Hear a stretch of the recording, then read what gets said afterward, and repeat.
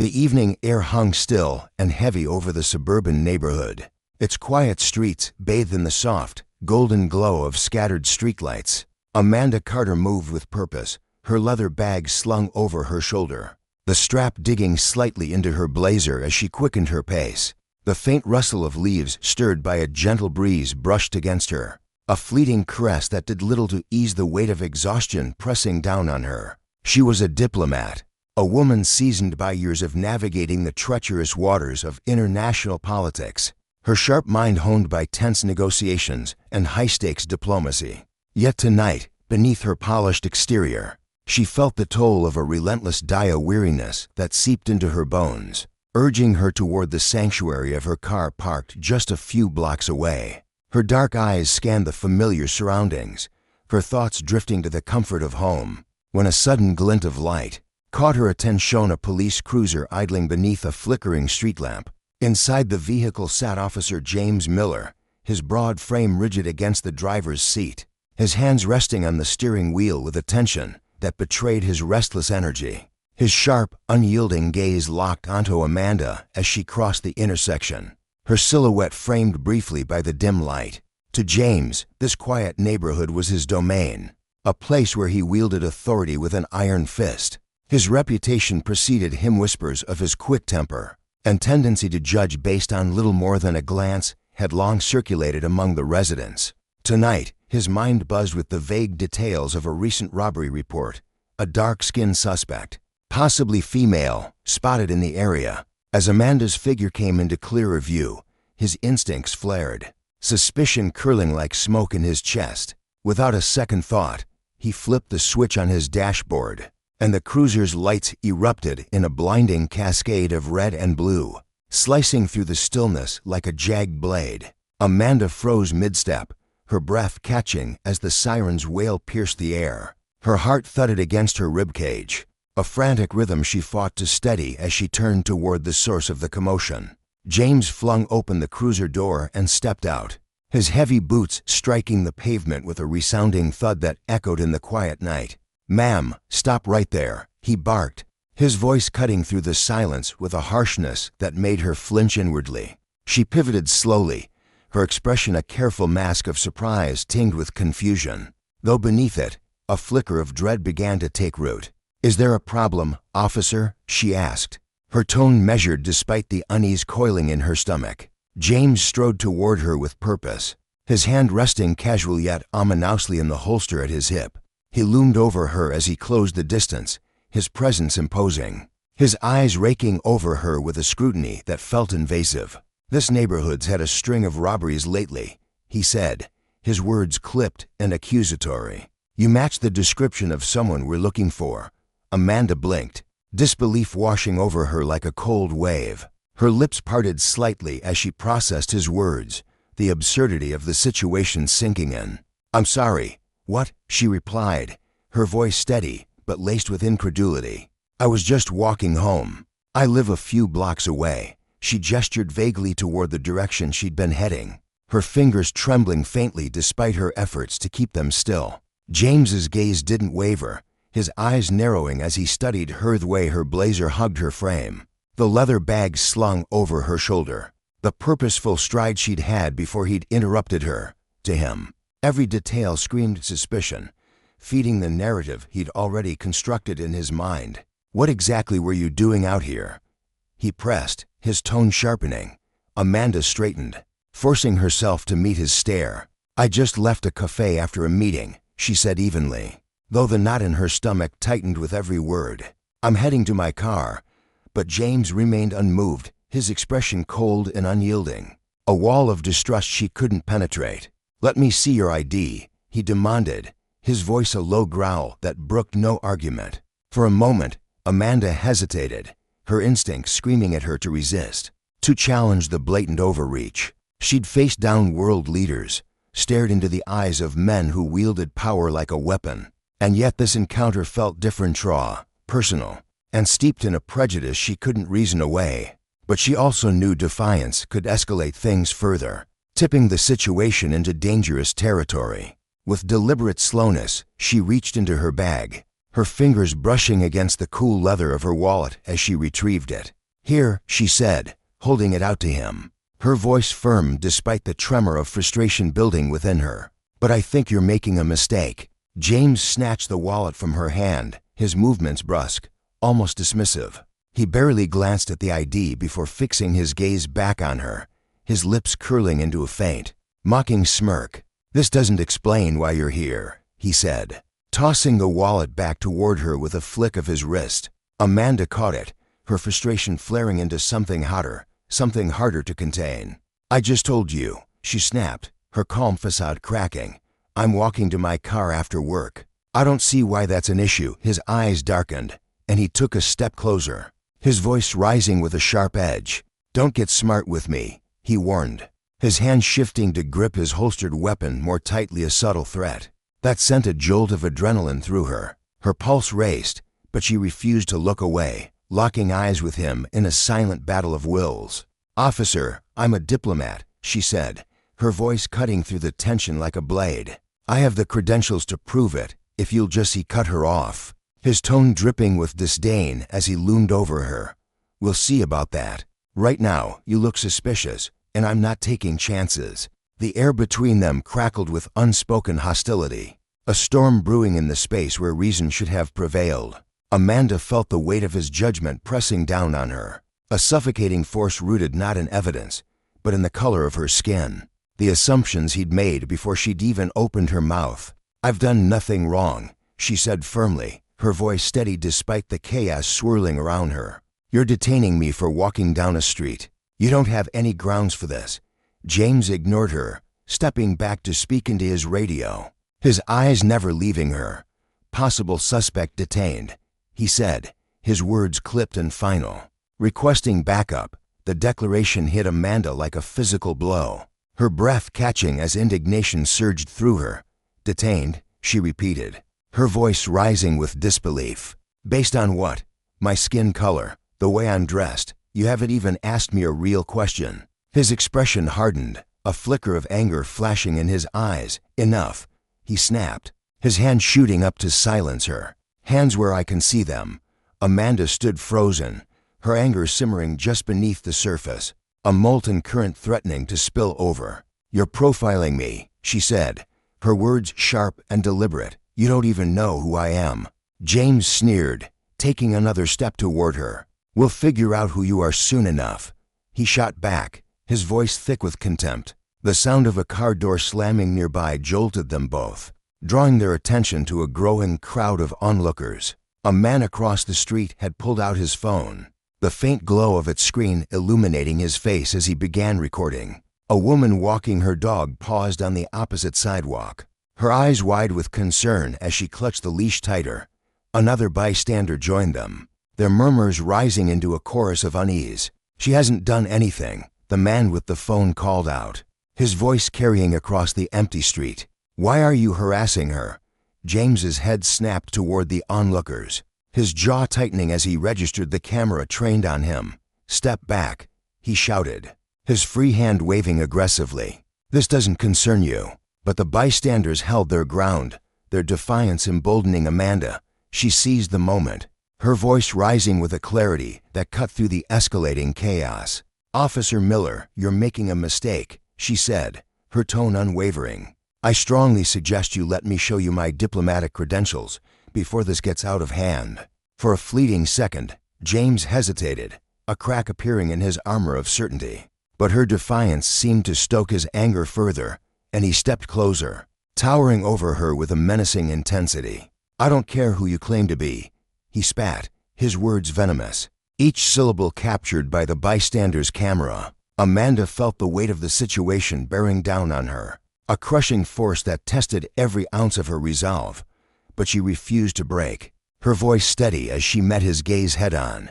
"You'll care," she said, her words a quiet promise laced with steel. Around them, the night seemed to hold its breath, the tension stretching taut as the onlookers watched, their phones bearing witness to a confrontation that laid bare the raw truths of justice and power. Across the street, the man with the phone, Marcus, a local mechanic who'd lived in the neighborhood for years, felt a surge of outrage as he recorded.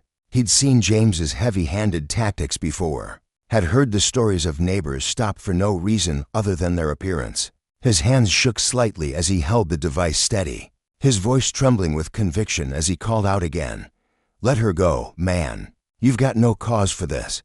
Beside him, the woman with the dog Clara, a retired school teacher, circled her pet's leash, her heart pounding with a mix of fear and anger. She'd taught her students about fairness, about standing up to bullies, and now she saw those lessons playing out in real time. James's grip on his authority tightened, his fingers brushing the cold metal of his weapon as he glared at the growing crowd. To him, this was a challenge to his control, a test he couldn't afford to lose. But Amanda saw something else: a mirror held up to the consequences of unchecked power, a lesson in justice that would ripple far beyond this quiet street. As the night deepened and the cameras rolled, the stakes grew higher, each moment a testament to the fragile line between right and wrong and the cost of crossing it. The late afternoon sun cast long shadows across the cracked pavement, bathing the scene in a harsh, golden light that seemed to amplify the growing unrest.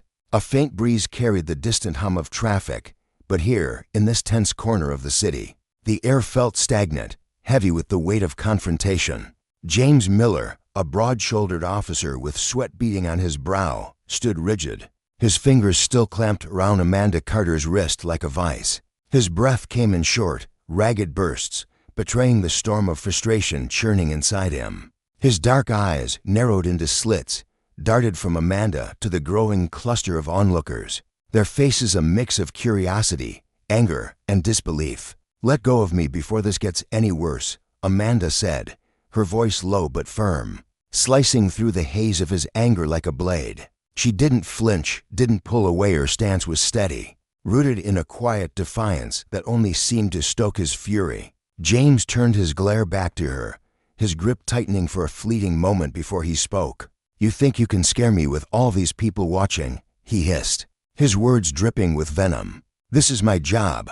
I'm the one in control here." His voice carried a brittle edge, as if he were trying to convince himself as much as her. Round them, the crowd didn't waver. If anything, their presence grew bolder, their murmurs swelling into a low rumble of dissent. A man in a faded jacket stepped forward, his brow furrowed with indignation. "She says she's a diplomat," he called out, his tone sharp with accusation. "Why don't you just check her ID and be done with it?" The question hung in the air, a challenge James couldn't ignore, and his nostrils flared as his frustration boiled over into something raw and uncontainable. With a sudden jerk, he released Amanda's wrist, the motion so abrupt it sent her stumbling back a step, her balance faltering for just a heartbeat.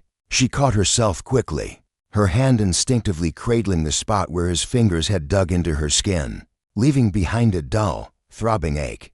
James's chest heaved as he spun toward the crowd, his voice rising into a shout that cracked with desperation. "Everyone stay back." His hand shot to his holster, fingers fumbling with the snap as he freed it, the sharp click drawing gasps from the onlookers. The atmosphere shifted in an instant. Tension crackled like static, thick and electric, as the glint of his weapon became visible.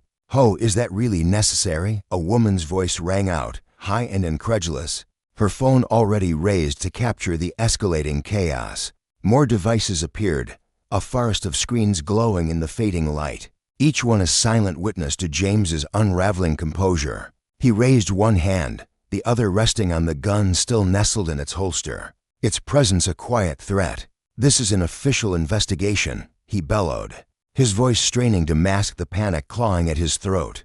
"Clear the area now, or you'll all be obstructing justice," the crowd murmured in protest, a chorus of defiance, though a few hesitated, stepping back with cautious glances. Amanda, however, didn't budge. The pain in her wrist pulsed like a metronome, but it only sharpened her resolve. She turned to the nearest camera, her dark hair catching the breeze as she spoke with a steady, deliberate calm. "Record everything," she said, her words cutting through the noise like a beacon. "This is what happens when someone abuses their badge." Her voice was a lifeline, a call to the onlookers, and they responded, their lenses trained on her, on James, on the injustice unfolding before them. James's head snapped toward her, his face a mask of barely contained rage. the lines of his jaw twitching with the effort to hold himself together. "You want to make this harder on yourself," he snarled, stepping closer, his boots scuffing the pavement. "Keep running that mouth." His eyes burned with a volatile mix of anger and wounded pride. A man teetering on the edge of control. Amanda squared her shoulders, her posture unyielding as she met his gaze head-on. Inside, her heart pounded, a steady drumbeat against her ribs, but her expression remained a fortress calm, unshaken.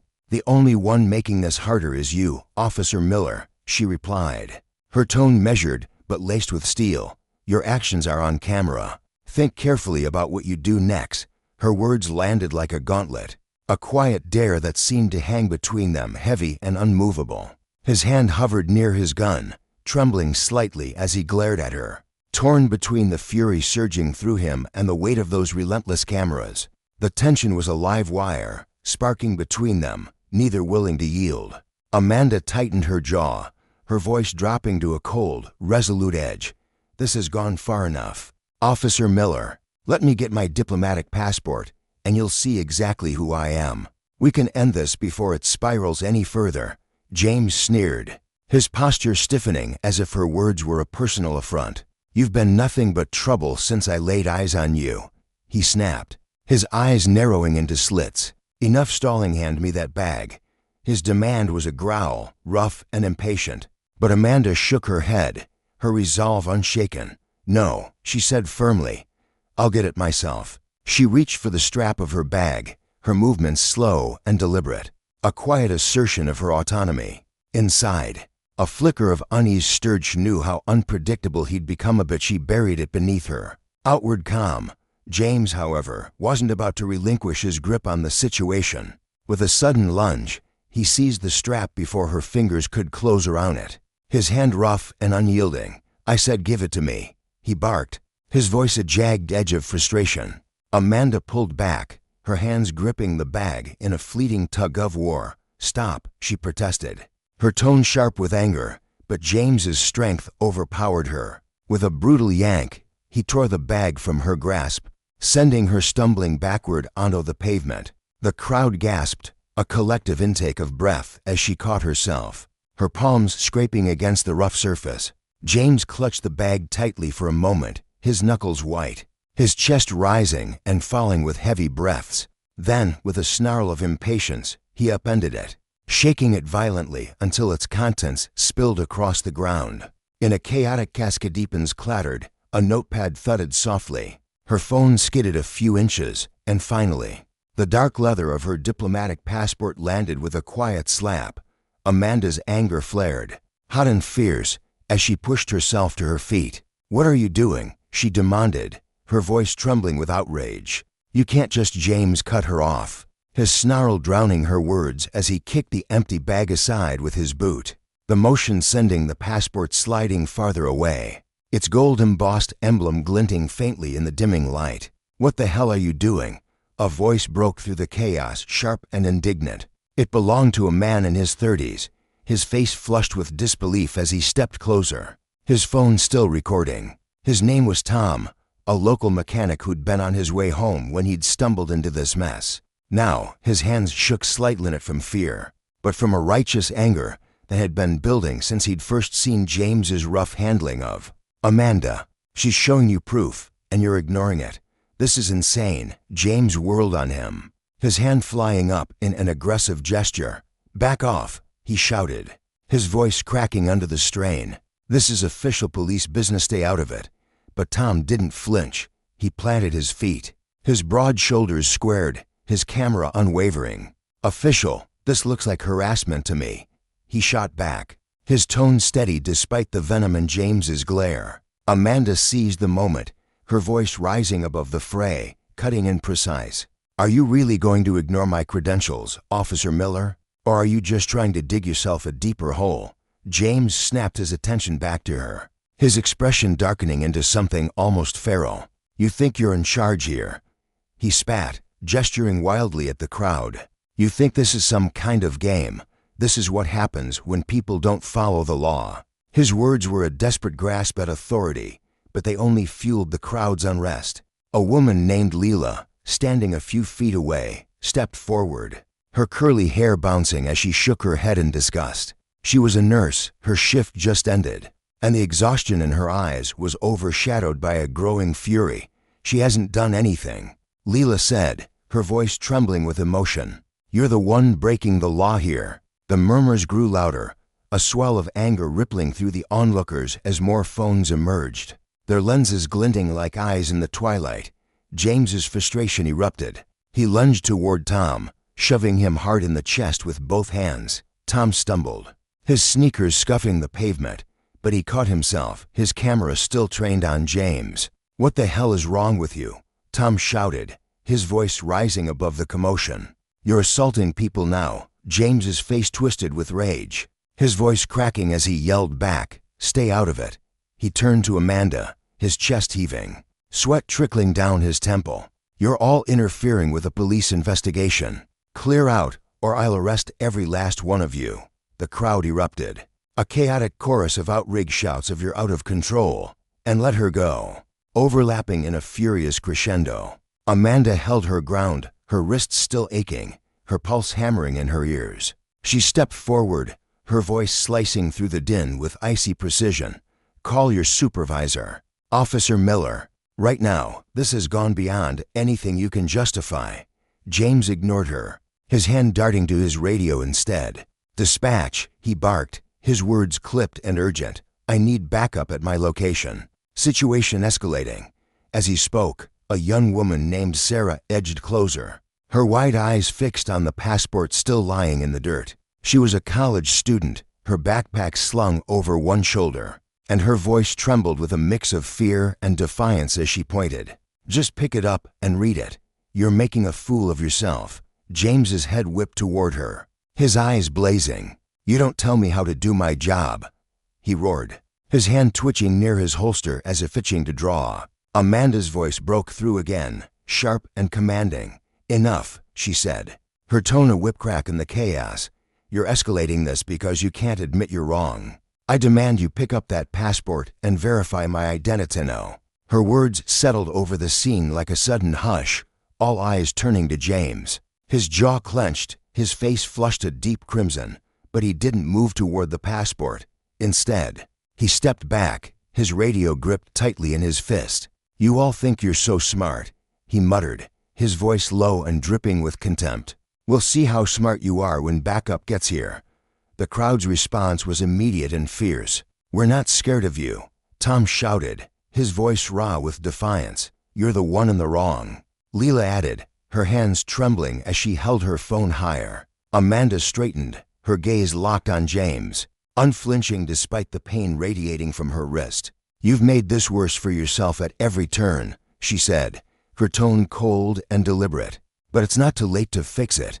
Verify my credentials and let me go. James said nothing, his hands still hovering near his weapon, his silence a stubborn refusal. The air was thick with the weight of his choices, the crowd pressing closer, their anger feeding the electric tension. Backup won't save you from what's coming, Amanda added, her voice dropping to a quiet, piercing note. There are witnesses, there's footage. You can't bury this. His radio crackled, a voice confirming that additional officers were en route, and his shoulders stiffened as the distant wail of sirens began to pierce the air. The sound grew louder, a keening howl that cut through the restless murmurs of the crowd. People shifted uneasily, their anticipation palpable as the flashing lights of a squad car appeared in the distance. Amanda stood her ground, her pulse steady despite the ache in her wrist, the weight of the moment pressing down on her like a physical force. She refused to let it show her strength was her shield, her calm a weapon. A second squad car screeched to a halt nearby, and Officer Karen Davis stepped out, her tall frame cutting an imposing silhouette against the fading light. Her boots hit the pavement with a deliberate thud, her eyes sweeping the scene with the precision of someone who'd seen chaos before and knew how to tame it. She strode toward James, her expression hardening as she took in the scattered contents of Amanda's bag, the angry faces of the crowd, and the passport lying abandoned on the ground. What's going on here? Karen demanded, her voice sharp and unyielding, a whipcrack of authority. James straightened, his tone clipped as he gestured toward Amanda without meeting her eyes. Got a suspect refusing to cooperate, he said. She's been resisting since I stopped her. Amanda's jaw tightened, her anger flaring anew. Resisting, she shot back, her voice firm and unwavering. You're the one who grabbed me, dumped my belongings on the ground, and ignored my identification. This is harassment, not law enforcement. Karen turned her gaze to Amanda, her expression unreadable, a mask of practiced neutrality. She folded her arms, a faint smirk tugging at the corner of her mouth as if the situation amused her. If you've got nothing to hide, you'll come with us and sort this out at the station, she said flatly, her tone leaving no room for negotiation. Amanda's voice rose, cutting through the crowd's restless noise. I am a diplomat, she said, pointing to the passport on the pavement, its leather surface scuffed but unmistakable. My credentials are right there. You have no authority to detain me.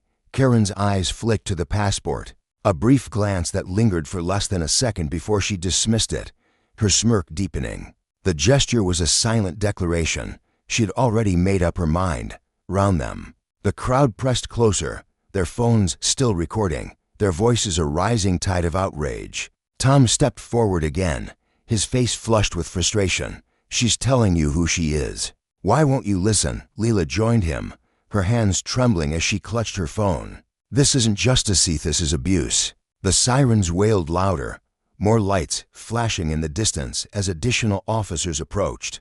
James stood rigid, his hand still near his weapon, his eyes darting between Amanda and the crowd. The lesson was clear, etched into every frame of footage, every shout of protest. Justice was a fragile thing, easily warped by those who wielded power without restraint, and the consequences of that abuse captured in the glow of a dozen screens were a reckoning. James couldn't escape, no matter how many badges arrived to back him up. The air thrummed with the promise of accountability, a storm building on the horizon as the truth, unyielding and undeniable, took root in the chaos. The air was thick with tension on that sweltering afternoon, the sun beating down mercilessly on the cracked pavement where Amanda Carter stood, her posture rigid with defiance. She was a diplomat, a woman accustomed to the weight of protocol and the shield of international law, yet here she was, cornered like a common criminal. Her lips curled slightly at the edge of not quite a smirk, but a flicker of incredulity as Officer Karen Davis loomed before her, radiating an icy authority that felt more like arrogance than justice. Diplomat or not, Karen snapped, her voice cutting through the humid stillness like a blade. You're obstructing an investigation. Out here, we don't bend for titles. We follow the law. Her words dripped with disdain, each syllable a deliberate jab at Amanda's carefully constructed identity. Amanda's chest tightened, a storm of indignation swirling within her. She wasn't just some bystander caught in a petty scuffle. She was a representative of her nation, her every move governed by treaties and agreements that Karen seemed eager to trample. This is a violation of international law, Amanda shot back, her tone sharp and unyielding, honed by years of navigating diplomatic sparring matches. I demand you contact my ambassador, at least your supervisor right now. Her voice trembled slightly, not from fear, but from the sheer force of her restraint as she fought to keep her composure. In the face of such blatant overreach, Karen didn't flinch. With a scoff that echoed off the nearby buildings, she turned her head toward her partner, James Miller, who stood a few paces away, his arms crossed and his expression a mix of amusement and impatience. Is she always this theatrical? Karen muttered, loud enough for Amanda to hear, her words laced with mockery. The jab ignited a spark among the growing crowd of onlookers locals who had trickled out of shops and homes, drawn by the unfolding drama. Their murmurs swelled into a chorus of discontent. She's telling the truth, a voice rang out, raw with conviction, slicing through the haze of Karen's dismissiveness. You can't just brush her off like that. But Karen paid them no mind. Her focus zeroed in on Amanda, her boots scuffing the pavement as she closed the distance between them. You're coming with us, she said, her voice low and frigid, a stark contrast to the heat radiating from the asphalt. She reached into her belt and pulled out a pair of handcuffs, the metal glinting ominously in the sunlight. Amanda recoiled instinctively, her heart pounding as the reality of the situation crashed over her. Touch me again, she warned, her voice rising above the escalating chaos, And you'll be answering to far more than your little department. You're making a colossal mistake." Her eyes blazed with a mixture of fury and disbelief. Oh, could this be happening? How could these officers so brazenly ignore the boundaries of their authority? Karen's patience, already a fraying thread, snapped entirely. With a swift, unyielding motion, she seized Amanda's arm, her grip like a vice forged from cold steel. "Enough with the threats," she hissed, her face inches from Amanda's. "Let's go." The crowd erupted, their voices a thunderous wave of protest crashing against the officer's resolve. "This is wrong," someone bellowed, their outrage palpable. "She's not even fighting back." Karen and James moved in grim unison, dragging Amanda toward their squad car with a callous disregard that sent a chill through the onlookers. Amanda's approach, sharp, articulate, desperate, were met with stony silence, her warnings dissolving into the air like smoke against their indifference. The crowd surged closer, a living tide of frustration and anger, their phones raised like torches in a modern uprising. "This is assault," a man shouted, his voice hoarse with emotion as he kept his camera trained on the scene. "We've got it all recorded, every second of this." Karen cast a fleeting glance over her shoulder, her expression hardening into something almost feral. "You're all interfering," she barked, her tone a whipcrack of warning. "Back off, or I'll start cuffing every last one of you." A defiant voice shot back from the throng. Undeterred, "Go ahead, let's see how that turns out for you." Amanda's composure wavered as the weight of the moment pressed down on her, but her voice rose above the din, clear and commanding despite the tremor of strain. "I have the right to speak to someone in charge. You can't just haul me off like this." Karen sneered, her grip tightening until Amanda felt the bones in her arm protest. "Out here, you don't call the shots," she spat. "Let's see how far that fancy title carries you back at the station." Amanda winced as Karen shoved her forward, the handcuffs biting into her wrists like jagged teeth.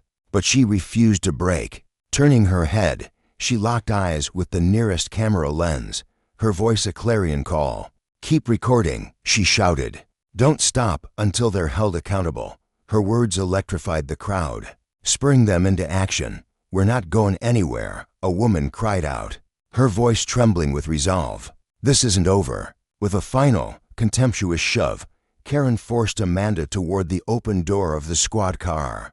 "In you go," she sneered, her tone dripping with condescension. "Maybe some time to cool off will knock that attitude out of you." Amanda resisted, planting her feet against the pavement with every ounce of strength she could muster. "You're overstepping your authority, and you know it," she said, her voice steady despite the pain radiating from her wrists. Karen's patience shattered like glass. She pressed her hand hard against Amanda's shoulder, forcing her down with a brutality that felt personal, vindictive. "Get in, or I'll make you," she growled, her breath hot against Amanda's ear. The crowd's fury reached a boiling point. "This is police brutality," a man roared, his words swallowed by the rising clamor. "We're calling the news." Karen slammed the door shut once Amanda was inside, the sound reverberating like a gunshot. She turned to face the mob, her gaze steely and unyielding. "Clear out now," she ordered, her voice a blade slicing through the uproar. James stepped up beside her, his broad frame tense, his eyes darting nervously to the sea of cameras. "We've got enough to deal with without this mess," he muttered under his breath, his confidence fraying at the edges. Karen didn't waver. "Let them record," she said curtly, her lips twisting into a faint, defiant smirk. "It's nothing we can't handle." Inside the squad car, Amanda sat rigid, her hands bound tightly behind her, the cuffs cutting deeper with every jolt as James took the driver's seat, and Karen slid in beside him. Her mind raced, a whirlwind of anger and strategy. She knew the situation had spiraled far beyond reason, but she refused to let it end here. In this suffocating metal cage, she drew a deep breath, forcing clarity through the chaos of her emotions. Karen and James had underestimated her, dismissed her words, her status, her resolve, but they couldn't dismiss the evidence piling up against them. The cameras, the witnesses, the sheer audacity of their actions. It was a reckoning waiting to unfold. Despite the pain, despite the indignity, Amanda steeled herself, her determination a quiet fire burning brighter with every passing second. James caught her eye in the rearview mirror, a cruel smirk tugging at his lips. For a diplomat, you're awfully good at playing the victim, he taunted, his voice thick with mockery. Amanda's jaw clenched, but she refused to rise to his bait. What you're doing is illegal, she replied, her tone measured, though her blood simmered with fury. I've identified myself. I've broken no laws. You have no grounds to hold me. James let out a harsh, bitter laugh, his eyes flicking to Karen. Hear that? She thinks she can school us on the law. Karen remained silent, her gaze fixed on the road ahead, her face an unreadable mask. Amanda leaned forward slightly, her voice cutting through the charged air like a blade. You're making a mistake that will cost you everything. Call my embassy. Now. James slammed on the brakes, at a stop sign, the sudden jolt throwing Amanda against the seat. He twisted around, his glare venomous. You don't get to demand anything, sweetheart. He sneered. That title of yours, it doesn't mean squat here. Amanda straightened, meeting his stare unflinchingly. I'm not above the law, she said firmly. But I'm protected by agreements you're trampling all over. You're burying yourselves deeper with every second you ignore the rules. James's smirk vanished, replaced by a flicker of irritation. His knuckles whitened as he gripped the steering wheel, his bravado cracking under her unwavering resolve. You think your big words and diplomatic threats scare me? He snapped, twisting further to face her. His hand shot out, seizing her arm in a bruising grip, the cuffs digging deeper into her flesh. Amanda winced, pain flaring hot and sharp, but she held his gaze. Watch your mouth, he growled, his voice low and menacing. I've dealt with your kind before, arrogant, entitled, thinking you're untouchable. And you think that badge makes you untouchable. Amanda fired back, her voice a razor's edge despite the ache pulsing through her. The cameras out there say otherwise. You're not in control anymore, Officer Miller. The world's watching. At the mention of the cameras, James's grip faltered, just for a heartbeat, before he shoved her arm away and turned back to the wheel, muttering curses under his breath. Karen shot him a glance, a flicker of unease breaking through her stoic facade. Outside, amid the scattered debris of Amanda's belongings, her purse, her papers, her phony, a sharp-eyed bystander named Marcus knelt down. A mechanic by trade, he'd seen his share of injustice, and something about this scene had set his blood boiling. He spotted Amanda's phone buzzing faintly on the ground, its screen still glowing with the recording app. Without hesitation, he scooped it up, his thick fingers trembling slightly as he confirmed it had captured everything. James's rough handling, Amanda's defiant protests, the crowd's rising fury. His jaw tightened as he forwarded the footage to every news outlet he could think of, his heart pounding with a mix of fear and purpose. Within minutes, the video exploded online, racing across social media like wildfire. Hashtags Justikefin and police abuse sprang up like battle cries, the comments a flood of outrage and calls for accountability. Unaware of the storm brewing beyond their tinted windows, James and Karen drove on, the silence inside the car heavy with unspoken tension. Amanda broke it first, her voice calmer now, deliberate. You can still fix this, she said, each word measured. Call my embassy. Notify your supervisor. Stop this before it's too late. Karen finally spoke, her tone frigid and dismissive. You really think you're that important? This isn't some international courtroom. You're here, in our car, under our rules. Deal with it. Amanda's lips pressed into a thin line. Your rules don't override the law. I've identified myself. I've complied. Yet you've chosen to break every standard of decency and protocol. Do you honestly think this ends well for you? Karen scoffed, shaking her head as if Amanda were a child throwing a tantrum. You're awfully cocky for someone in cuffs. Amanda didn't miss a beat. And you're awfully blind for someone who just committed a federal offense on camera. The car fell silent again, the tension so thick it pressed against their lungs. James's fingers drummed irritably on the steering wheel, his mind clearly racing beneath his bravado. Karen stared straight ahead, her jaw tight, clinging to her air of control like a lifeline. Then the radio crackled to life, shattering the stillness. Unit 47, this is dispatch. Be advised we've got multiple calls about an incident involving a possible diplomat.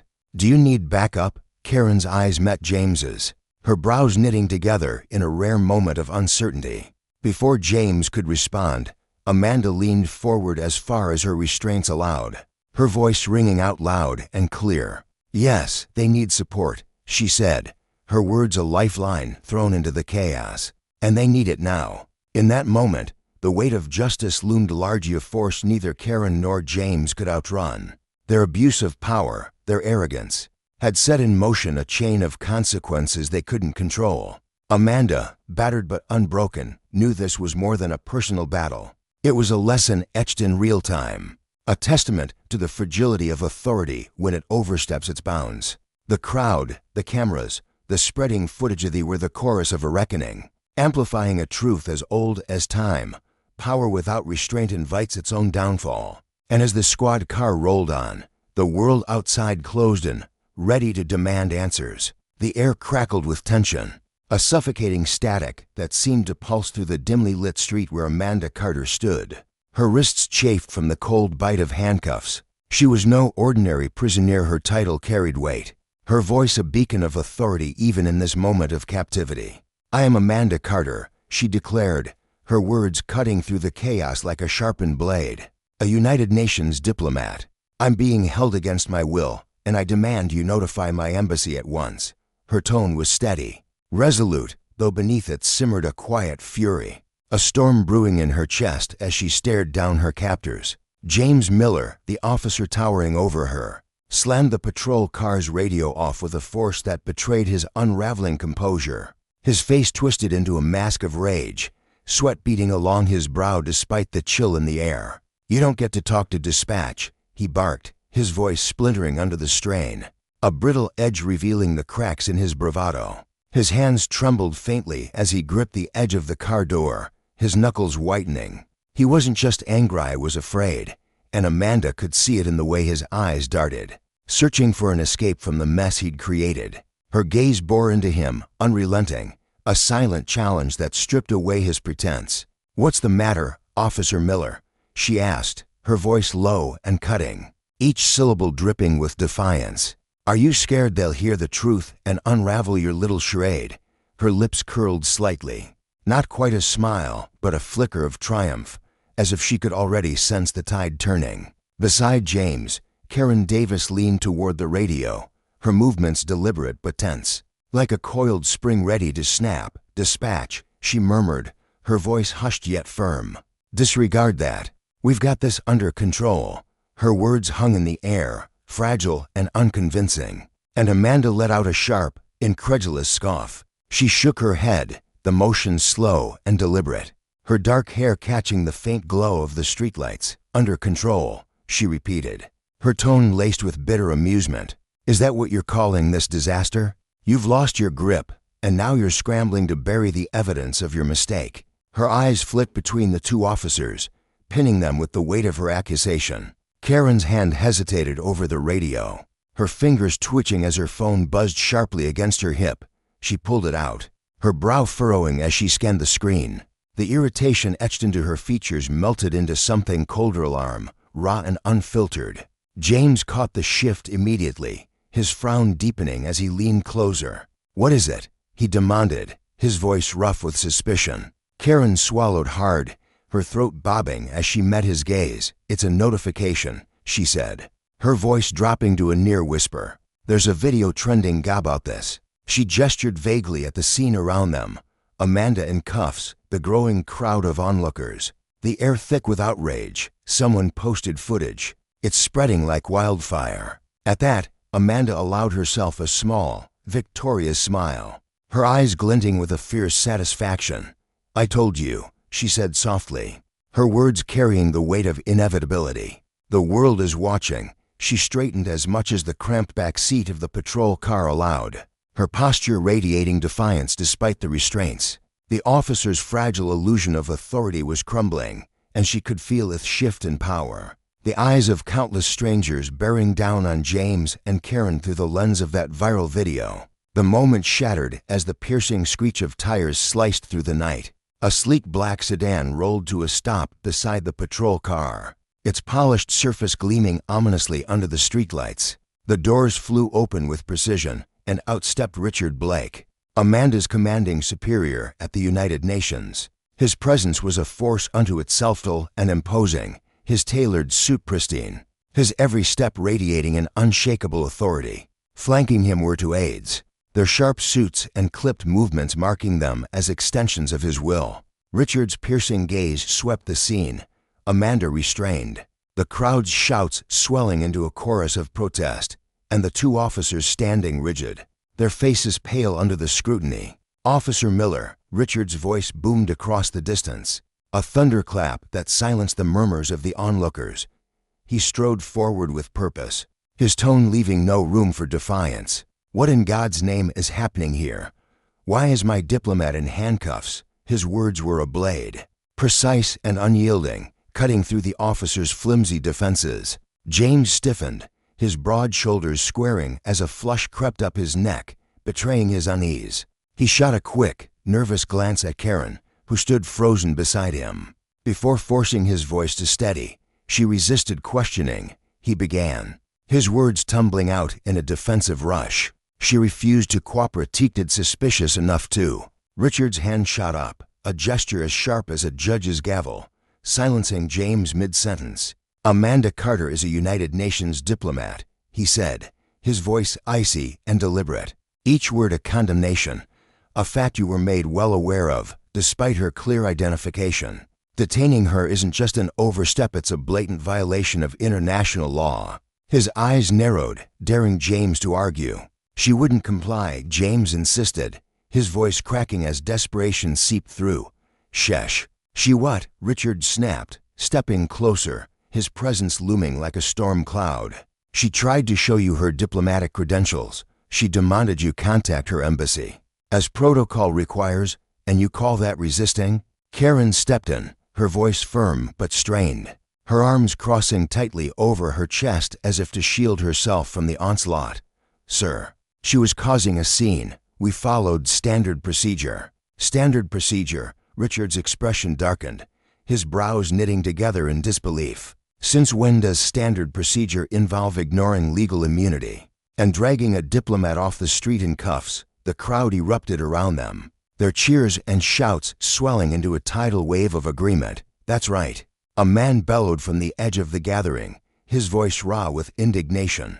"Tell them she didn't do a damn thing wrong," another voice chimed in, sharp and accusing. "They're abusing their power." Richard turned to Amanda, his demeanor softening slightly as he addressed her directly.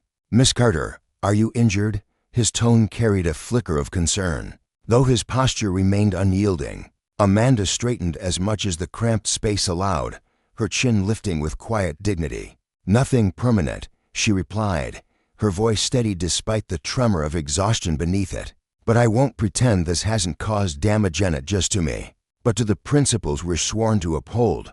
Her words hung heavy, a reminder of the stakes far beyond this single incident. Richard's jaw tightened, his gaze swinging back to James with renewed intensity. "Remove the cuffs." Now, his command brooked no argument, a steel thread running through it. James hesitated, his eyes flickering between Karen and the emboldened crowd, their phones raised like a sea of unblinking eyes. "Sir, I need to file a report," he started, his voice faltering. "You'll file your report at the station." Richard cut him off, his tone frigid. "Right now. You'll release Miss Carter before you sink yourself any deeper into this mess." Karen muttered something under her breath, her lips pressing into a thin line as she stepped forward. Her movements were stiff, grudging, as she unlocked the patrol car door and fumbled with the cuffs. The metal clattered to the ground, and Amanda stepped out, her gaze locking onto James and Karen with an intensity that made them flinch. "You should have listened the first time," she said, her voice low but laced with steel. "This didn't have to escalate." The crowd exploded into cheers, their energy crackling through the air like lightning. Phones flashed, capturing every second as Amanda stood tall beside Richard, unbroken by the ordeal.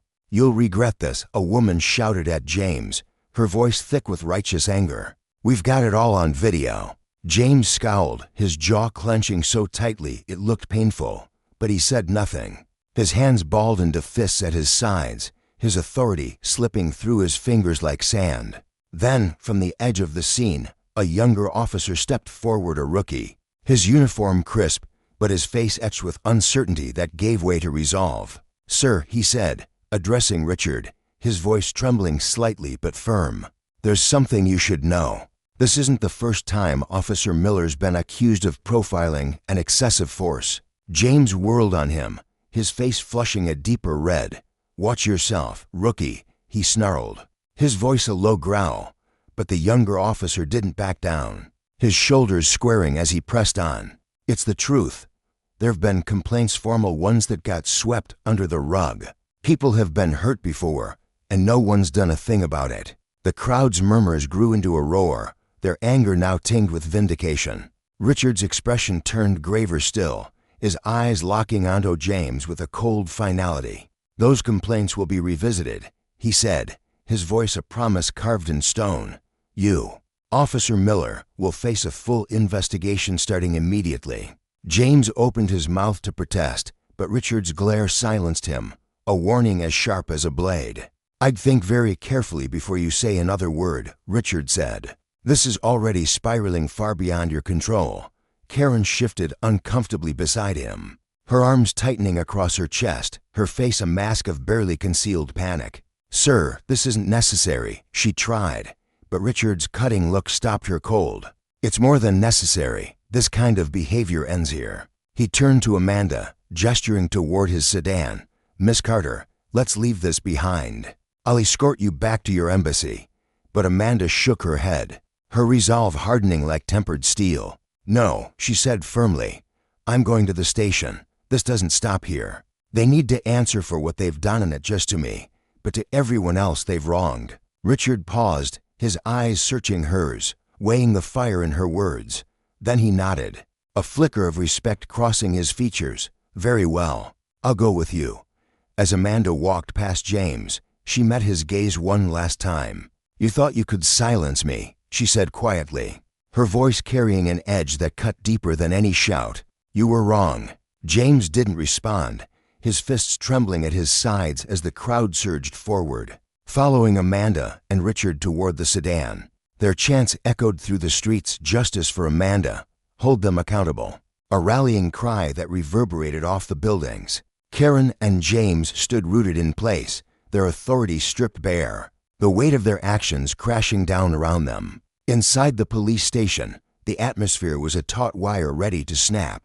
Amanda strode in, flanked by Richard and his aides, her presence a quiet storm that silenced the hum of officers and the clatter of keyboards. Heads turned, eyes wide, as Captain Raymond Collins emerged from his office. A seasoned veteran with a knack for navigating bureaucratic storms, he wore a strained smile, his hand extended in a gesture meant to soothe. "Miss Carter," he began, his voice dripping with forced politeness, "I'm Captain Collins. I've been briefed on the situation, and I assure you, we're taking it very seriously." Amanda didn't take his hand. Her expression remained icy, her voice unwavering as she cut through his platitudes. "Good.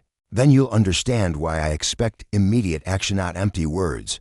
Behind her, Richard crossed his arms, his stance a silent reinforcement of her demand. "Captain," he said, his tone clipped, "this has gone beyond internal handling. Your officers violated domestic law and international protocols. We need more than vague assurances."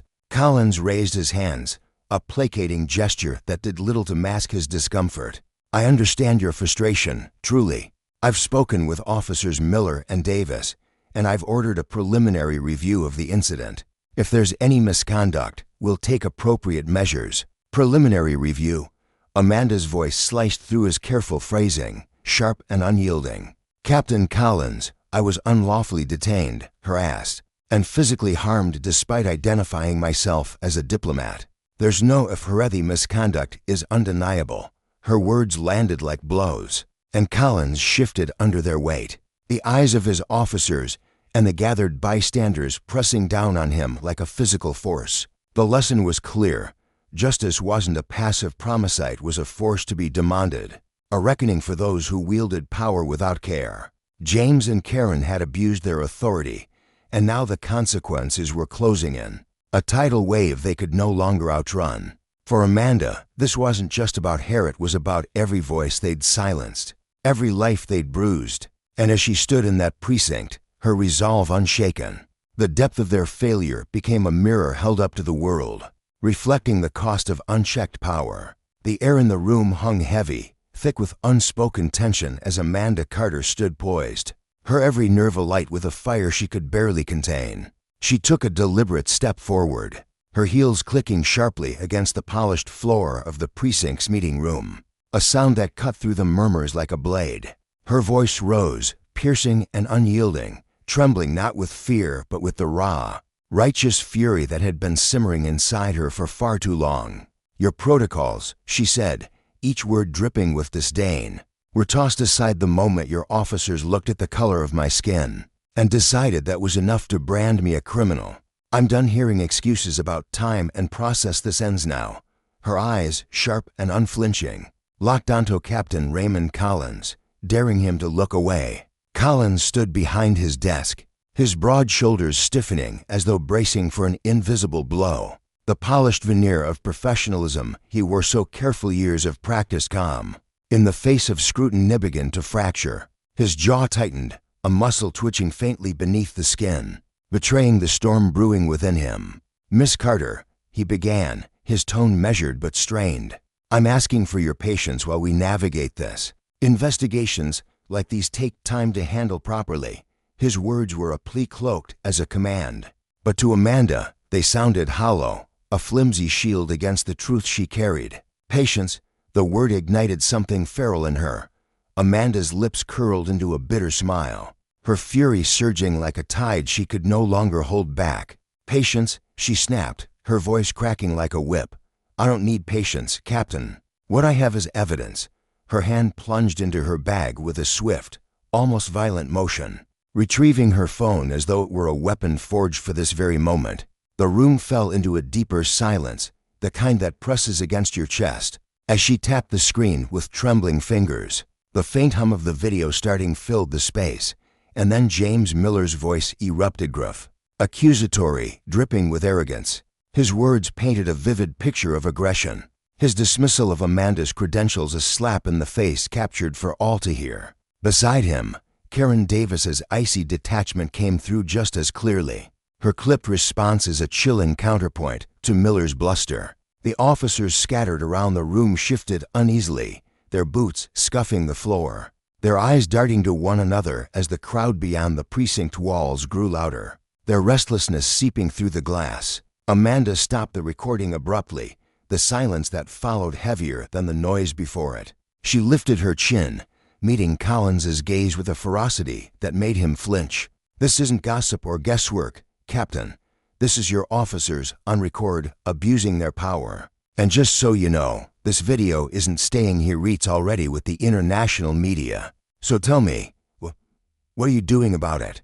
Her words were a challenge, a gauntlet thrown at his feet, and she watched as the cracks in his composure widened, his carefully constructed mask slipping further. Collins swallowed hard, his throat bobbing as he struggled to regain control. "Miss Carter," he said, his voice quieter now, almost pleading, "I understand how serious this is, but internal investigations—" He didn't get to finish. Amanda cut him off, her tone glacial, each syllable honed to a razor's edge. "I'm not interested in your internal cover-ups dressed up as investigations. I want Miller and Davis suspended immediately, and I want full accountability. Anything less, and I'll take this to the courts. Believe me, Captain, this won't stop at your doorstep. It'll go global." Her eyes burned with a resolve that left no room for doubt, her stance unyielding as she towered over the moment. From the sidelines, Richard Blake stepped forward, his presence a quiet counterweight to Amanda's storm, a diplomat by trade. His voice carried the weight of authority tempered by calm. "Captain," he said, his tone steady but firm, "I'd suggest you act decisively. The diplomatic community won't look kindly on this, and any failure to be transparent will ripple through your entire department." His words were a velvet glove hiding a steel fist, a reminder of the broader consequences lurking just beyond the precinct's walls. Collins's gaze flickered to his deputy, a weary man named Paul Hensley, who lingered near the doorway, his hands clasped tightly behind his back. Hensley's face was a mask of discomfort, his brow furrowed as though he could feel the weight of the accusations pressing down on him. "This is highly irregular," he muttered, his voice faltering. The confidence he usually carried eroded by the undeniable evidence playing out before them. Amanda's patience, already threadbare, snapped entirely. "Irregular?" she spat, her voice rising again. "No, it's systemic. Your officers felt free to profile me, detain me, and put their hands on me because they thought they'd get away with it. That's not a fluke, it's a culture, and it starts with you." The crowd outside murmured louder, their voices a chorus of discontent that seemed to echo her every word, amplifying the tension until it felt like the room might burst. Collins's discomfort was palpable now, sweat beading faintly along his hairline as he scanned the faces around him, officers, staff, the growing throng beyond the windows. He cleared his throat, the sound harsh in the stillness. "I'll see to it that officers Miller and Davis are placed on administrative leave, pending the investigation," he said, his voice tight, defensive. Amanda's eyes narrowed, her skepticism a living thing. "Administrative leave," she repeated, incredulous. "That's your answer? You think that's enough?" She stepped closer, her presence filling the space between them. "Your standard procedure is the problem, Captain. You think a paid vacation fixes this? Your department's credibility is unraveling, and you're hiding behind paperwork." From the back of the room, a younger officer barely more than a rookie stepped forward, his movements hesitant but deliberate. His name was Daniel Ortiz, and though his uniform was crisp, his face bore the weariness of someone who'd seen too much too soon. "Captain, if I may," he began, his voice soft but steady, cutting through the din. "This isn't the first time with Miller. There've been complaints serious once about profiling. Excessive force. We've all heard them." His words hung in the air, a quiet bombshell that shifted the room's gravity. Collins's head whipped toward him, irritation flashing in his eyes, tempered by a flicker of alarm. "This isn't the time, Ortiz," he barked, but Amanda seized the opening like a predator sensing weakness. "It is the time," she countered, her voice ringing with conviction. "Your own officer is calling out a pattern, Captain. This isn't just about meets a failure baked into your system, and it's on you to fix it."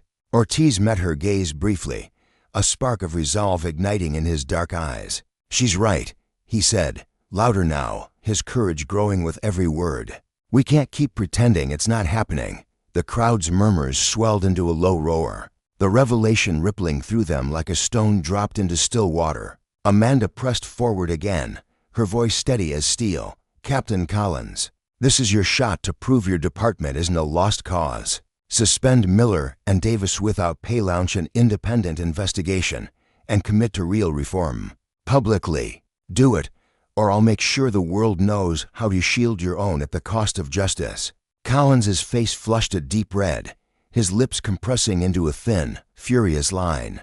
For a moment, he said nothing, the weight of her ultimatum pressing down on him. Then, with a sharp exhale, he nodded. "Fine," he said, the word grudgingly forced out. "Effective immediately, Miller and Davis are suspended without pay. I'll request an external review and an independent audit of our practices."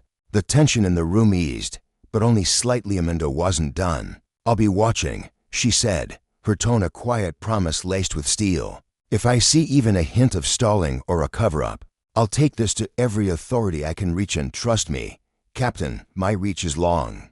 Collins nodded curtly, avoiding her eyes, his hands clenching at his sides. "Understood," he muttered, the word barely audible. Richard placed a gentle hand on Amanda's shoulder, his voice low and steady. "You've made your case. Amanda, let's leave them to sort out their mess." She paused, her gaze sweeping the room one last time, lingering on Ortiz. "Thank you for speaking up," she said, her tone softening, a rare crack in her armor. He nodded, his expression a tangle of conflict and determination, as though he knew the cost of his honesty might follow him long after this moment.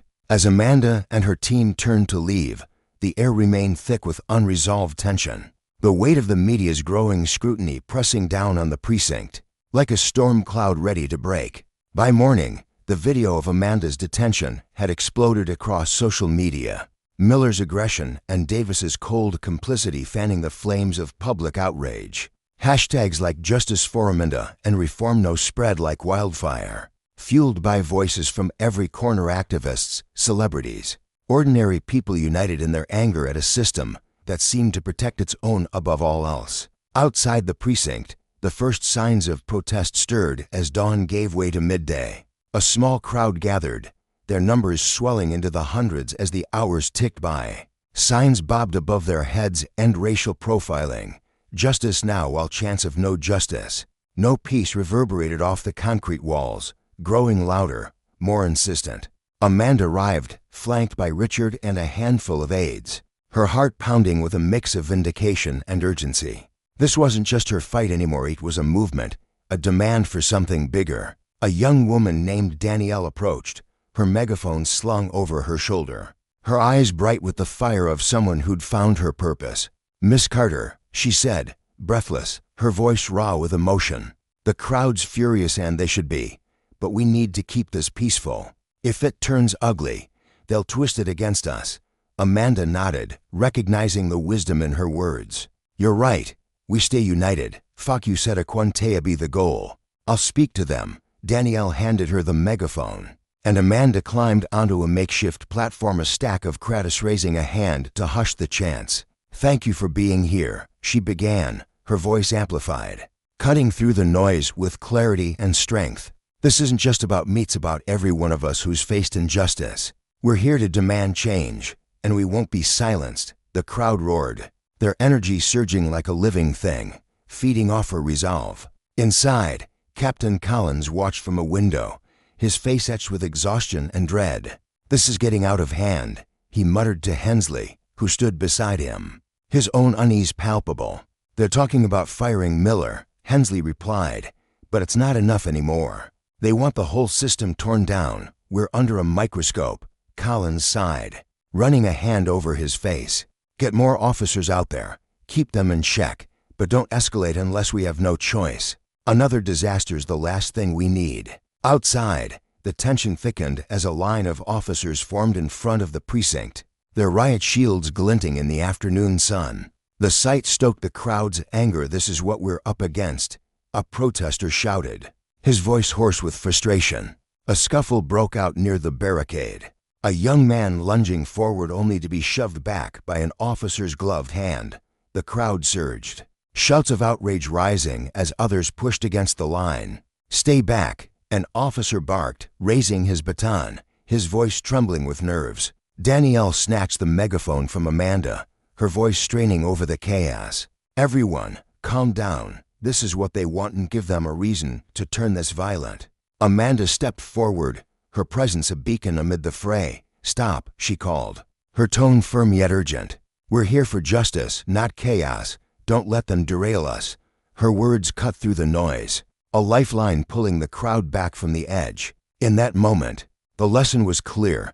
Justice wasn't just about punishment, it was about dismantling the structures that let power run unchecked. For Amanda, for Ortiz, for the hundreds outside, the fight was far from over. The consequences of abuse had ignited a reckoning, one that would echo far beyond these walls.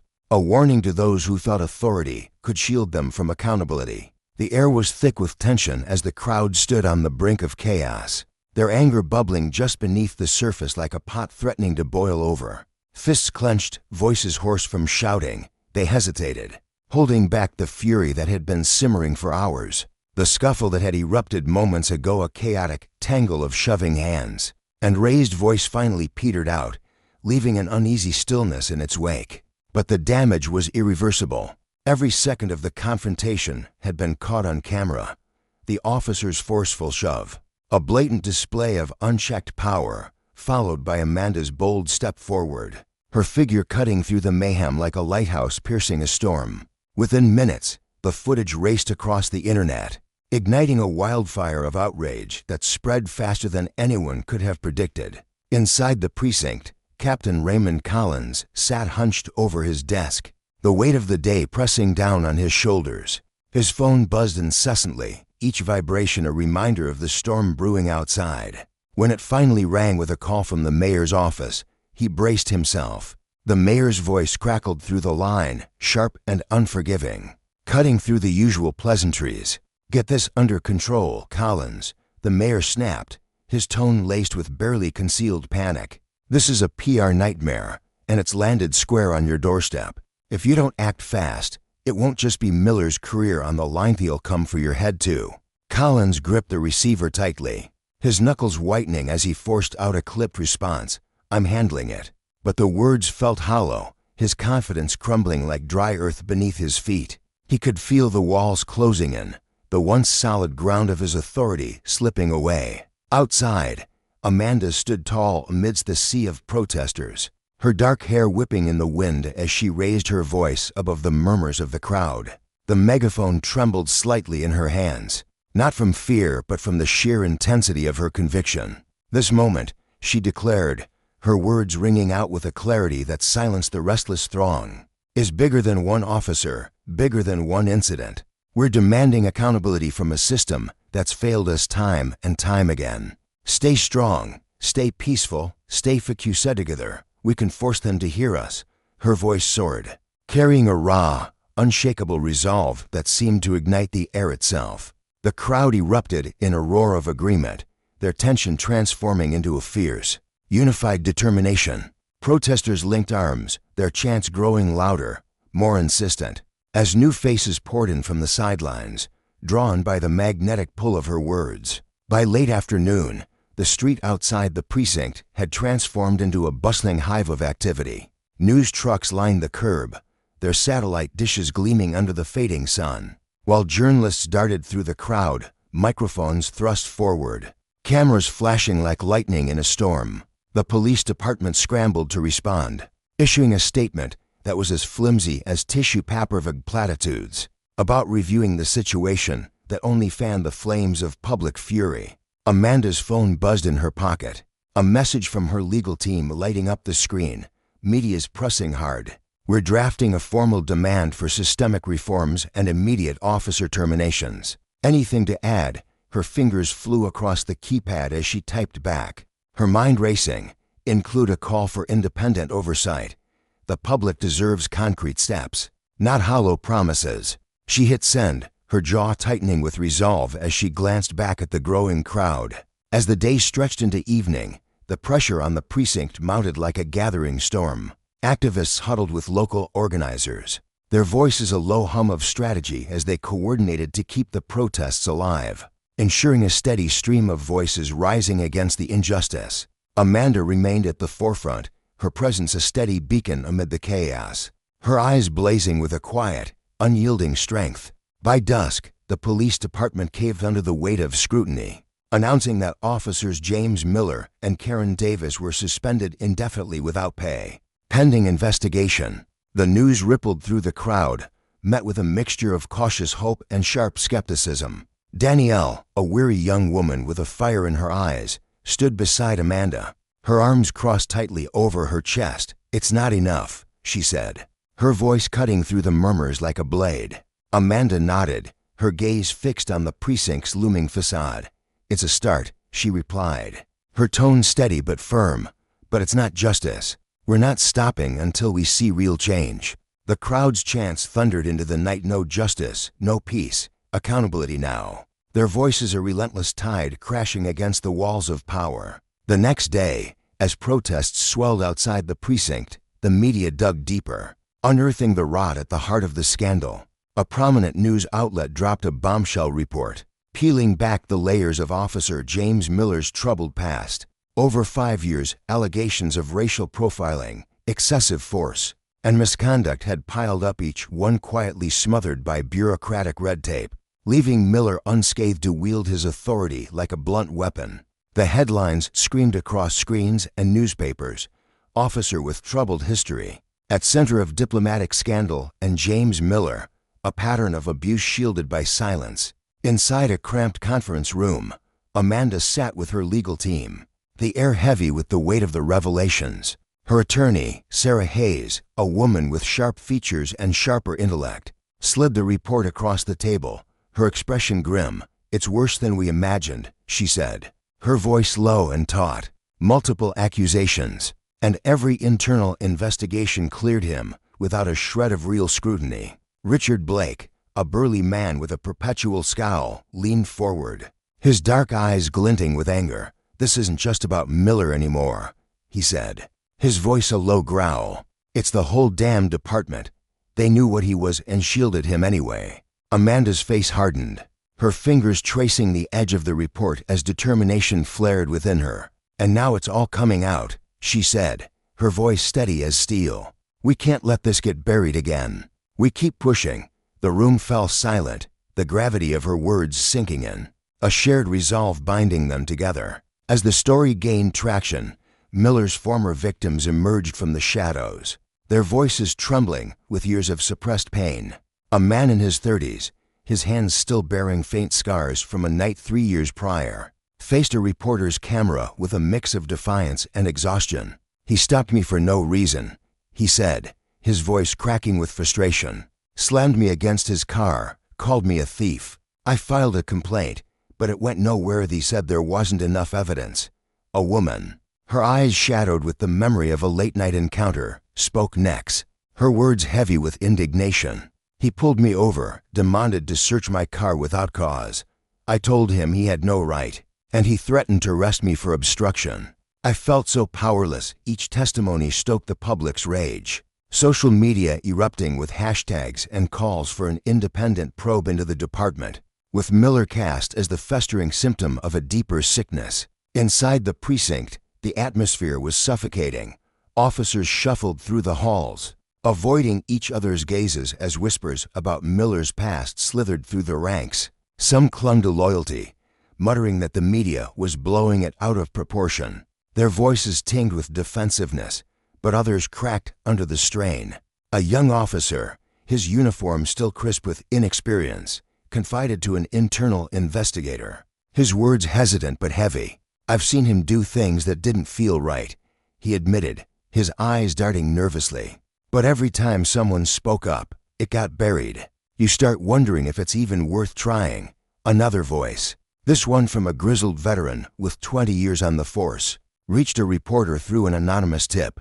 "It's not just Miller," he rasped, his tone weary with resignation. "The culture here protects guys like him. Step out of line, and you're done. Always has been. The toxic underbelly of the department's pattern of silencing dissent, shielding abusers, and punishing the brave became the story's beating heart, a lesson in how power, unchecked, festers into corruption." Outside, Danielle took the megaphone again, her weary frame vibrating with fury as she addressed the swelling crowd. "This isn't about one bad cop," she shouted, her voice slicing through the dusk. "It's about a system that props up bad cops. Miller didn't act alone, had a department that let him do it over and over. That ends now." The crowd exploded in applause, their chants shaking the ground, a raw demand for justice that refused to be ignored. Meanwhile, Amanda faced a torrent of pressure from all sides. Diplomats from allied nations reached out, their polished voices tinged with concern about what the incident revealed, about the country's law enforcement. Activist groups urged her to leverage her growing platform for sweeping reforms, not just personal vindication. In a strategy meeting, Sarah Hayes leaned across the table, her eyes locked on Amanda's. "You're a symbol now," she said, her tone measured but urgent. "That's power, but it's also a target on your back. We need to balance caution with force." Amanda nodded, her voice unwavering. "I get the risks," she said, "but if I don't seize this chance to demand real change, it's all been for nothing." Miller's record. "This department's failures are symptoms of the same rot. We're cutting it out." The heat on the precinct intensified as leaks poured forth internal documents, showing Miller's infractions flagged by supervisors, only to be dismissed with flimsy excuses like insufficient evidence. In one chilling case, a complainant withdrew their accusation after veiled threats from Miller's loyalists. A stark reminder of how power silences the powerless. Protests ballooned, national leaders wading in with stern words, a senator's tweet declaring, "This isn't just one officer, it's systemic. Accountability must be total." Captain Collins, drowning in the scandal's tide, faced the press, his face a mask of strained composure. "Officer Miller's actions are deeply troubling," he said, each word carefully chosen. "We're committed to a thorough investigation and accountability at every level." But the crowd saw through the veneer, their anger unassuaged. Watching from her office, Amanda shook her head. More empty words, she muttered, frustration simmering in her chest. Richard leaned against the desk, arms crossed. They're stalling, hoping this blows over. But with all that's out now, it won't. Amanda turned to Sarah, resolve hardening. Let's escalate. Draft a public demand for an independent review of the whole department. Send it to the mayor and release it wide. If they want to drag their feet, they'll do it in the open. Sarah nodded, already reaching for her laptop. On it. Outside, the movement surged. Protesters erected a makeshift camp. Their signs reformed the system and no more cover-ups dotting the sidewalk like battle flags. Their message a clarion call for justice and a warning of its cost when denied. That night, a major news network aired a searing expose, weaving together victim testimonies, officer confessions, and a damning analysis of the systemic failures that had shielded Miller's reign of abuse. The lesson was clear. Justice delayed is justice denied, and the abuse of power, left unchecked, breeds consequences too vast to contain. The clamor for justice had swelled to an unprecedented crescendo, reverberating through the streets and across the vast digital expanse of social media and news outlets. The public's outrage was palpable, a tidal wave crashing against the fragile walls of the city's police department. Voices demanded the resignation of Captain Raymond Collins, the stern yet beleaguered figurehead of the institution, while others called for a sweeping transformation of its very foundations. At the heart of this storm stood Amanda Carter, a woman whose unyielding spirit had become a beacon in the chaos. She felt the weight of every scrutinizing gaze and whispered doubt pressing down on her, yet her determination remained a steel rod within her soul. The pressure was suffocating, a constant tightening around her chest, but beneath it simmered a quiet hope, a fragile ember of possibility that real, lasting change might finally ignite. Weeks had unfurled in a relentless cascade of protests, fiery editorials, and damning evidence piling higher with each passing day. It all converged on a single, electrifying moment, a press conference broadcast live from the police department's austere headquarters. Amanda stood in a cramped room, buzzing with restless energy, surrounded by her steadfast legal team, fervent activists, seasoned journalists, and colleagues who had tethered their fates to hers. The air was thick with anticipation, the hum of whispered conversations mingling with the faint crackle of the live stream. On a flickering screen, every eye was fixed on Captain Collins as he ascended the podium. His broad shoulders slumped slightly under an invisible burden. The relentless flash of cameras illuminated the deep lines etched into his face, betraying a man wrestling with the wreckage of his own command. He adjusted the microphone with trembling fingers, the metallic screech slicing through the silence before his voice emerged steady, yet hollowed out by the weight of what he was about to say. After a thorough and exhaustive investigation, he began, his words deliberate, as if each syllable cost him a piece of his pride.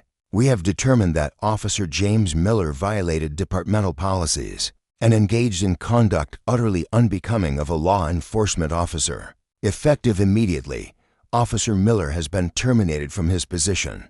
The room around Amanda erupted into a chorus of gasps and murmurs, a ripple of shock and tentative relief spreading like wildfire.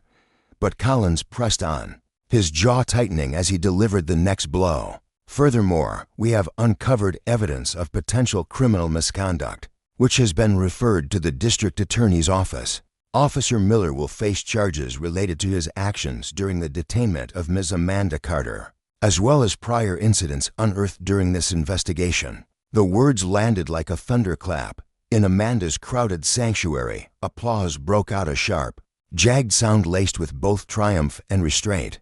She stood motionless, her dark eyes fixed on the screen, her expression a mask of resolve tempered by weariness. Richard Blake, her closest confidant and a weary man with a perpetually furrowed brow, leaned closer, his breath warm against her ear. "It's a victory, Amanda," he whispered, his voice rough with emotion. "But we both know this is just the first hill we've climbed. The mountain's still ahead." She nodded faintly, her mind already racing beyond the moment, calculating the next move in this endless chess game. Collins wasn't finished. He straightened at the podium, his gaze sweeping the sea of cameras as he outlined a series of reforms designed to stanch the bleeding of public trust. As part of our commitment to accountability, he declared, the department will implement mandatory anti-bias and de-escalation training for all officers, conducted by independent experts. Additionally, we are establishing a civilian oversight board to ensure transparency and responsibility moving forward. The promises hung in the air, a fragile bridge between sincerity and skepticism. To some, they were a lifeline. To others, a flimsy bandage slapped over a gaping wound. Amanda gestured for the room to quiet, her voice cutting through the din like a blade. Let's see how deep their commitment runs when we hold their feet to the fire, she said, her tone laced with a defiance that dared anyone to prove her wrong. Hours later, Amanda found herself behind her own podium, this time in a cavernous downtown hall packed with reporters, supporters, and the curious. The air buzzed with the hum of expectation as cameras zoomed in, capturing the calm intensity radiating from her. She adjusted the microphone with a steady hand, her presence commanding silence without effort. Today's announcement is a necessary first step, she began, her voice clear and unwavering. A lighthouse piercing the fog. Officer Miller's termination, and the charges he now faces are long overdue. Years too late for those who suffered under his actions.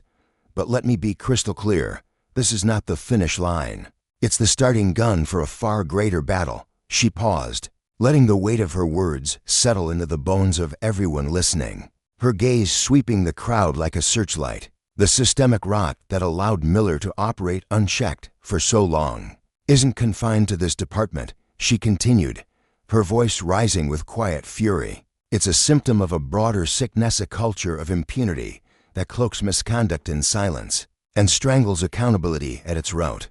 Real reform demands more than shiny policies and polished press releases. It requires relentless action, unflinching transparency, and the guts to face the ugly truths we've buried for too long. The reporters surged forward, their shouted questions a chaotic symphony. But Amanda pressed on, her focus unshaken. We must honor the voices of those who came forward, the ones who bore the brunt of a system that failed them time and again. Their courage dragged us to this moment, and we owe them a fight that doesn't end with empty gestures. A journalist thrust a hand into the air, and Amanda nodded, granting him the floor. Ms. Carter, do you believe the reforms announced today are enough to tackle the root issues within the department? The question hung like a challenge, and she met it head-on. No, she replied, her voice a hammer striking steel. They're a starting point, not a cure. Their worth hinges entirely on how they're enforced and the accountability that follows. Words are key, action is what matters. And I promise you, we'll be watching every single step they take. The crowd murmured in agreement, the air crackling with the force of her conviction, a shared resolve pulsing through the room. As Amanda's words ricocheted through headlines and airwaves, James Miller's world crumbled beneath him. The district attorney's office wasted no time, unveiling a litany of charges: unlawful detention, misconduct, abuse of power, each one a nail in the coffin of his career. The public's gaze turned merciless, peeling back layers of his past to reveal a trail of ignored complaints and buried grievances. Outside the courthouse, protests swelled into a roaring tempest, voices chanting for justice as Miller arrived for his arraignment. He slipped through a side entrance, flanked by a phalanx of officers, his face a taut mask of dread and defiance. Inside, Amanda's legal team watched with hawk-like precision, ensuring the proceedings unfolded under the full glare of scrutiny. Miller isn't just one man, Amanda told the throng of reporters outside, her voice steady despite the chaos. He's a symptom of a deeper plague.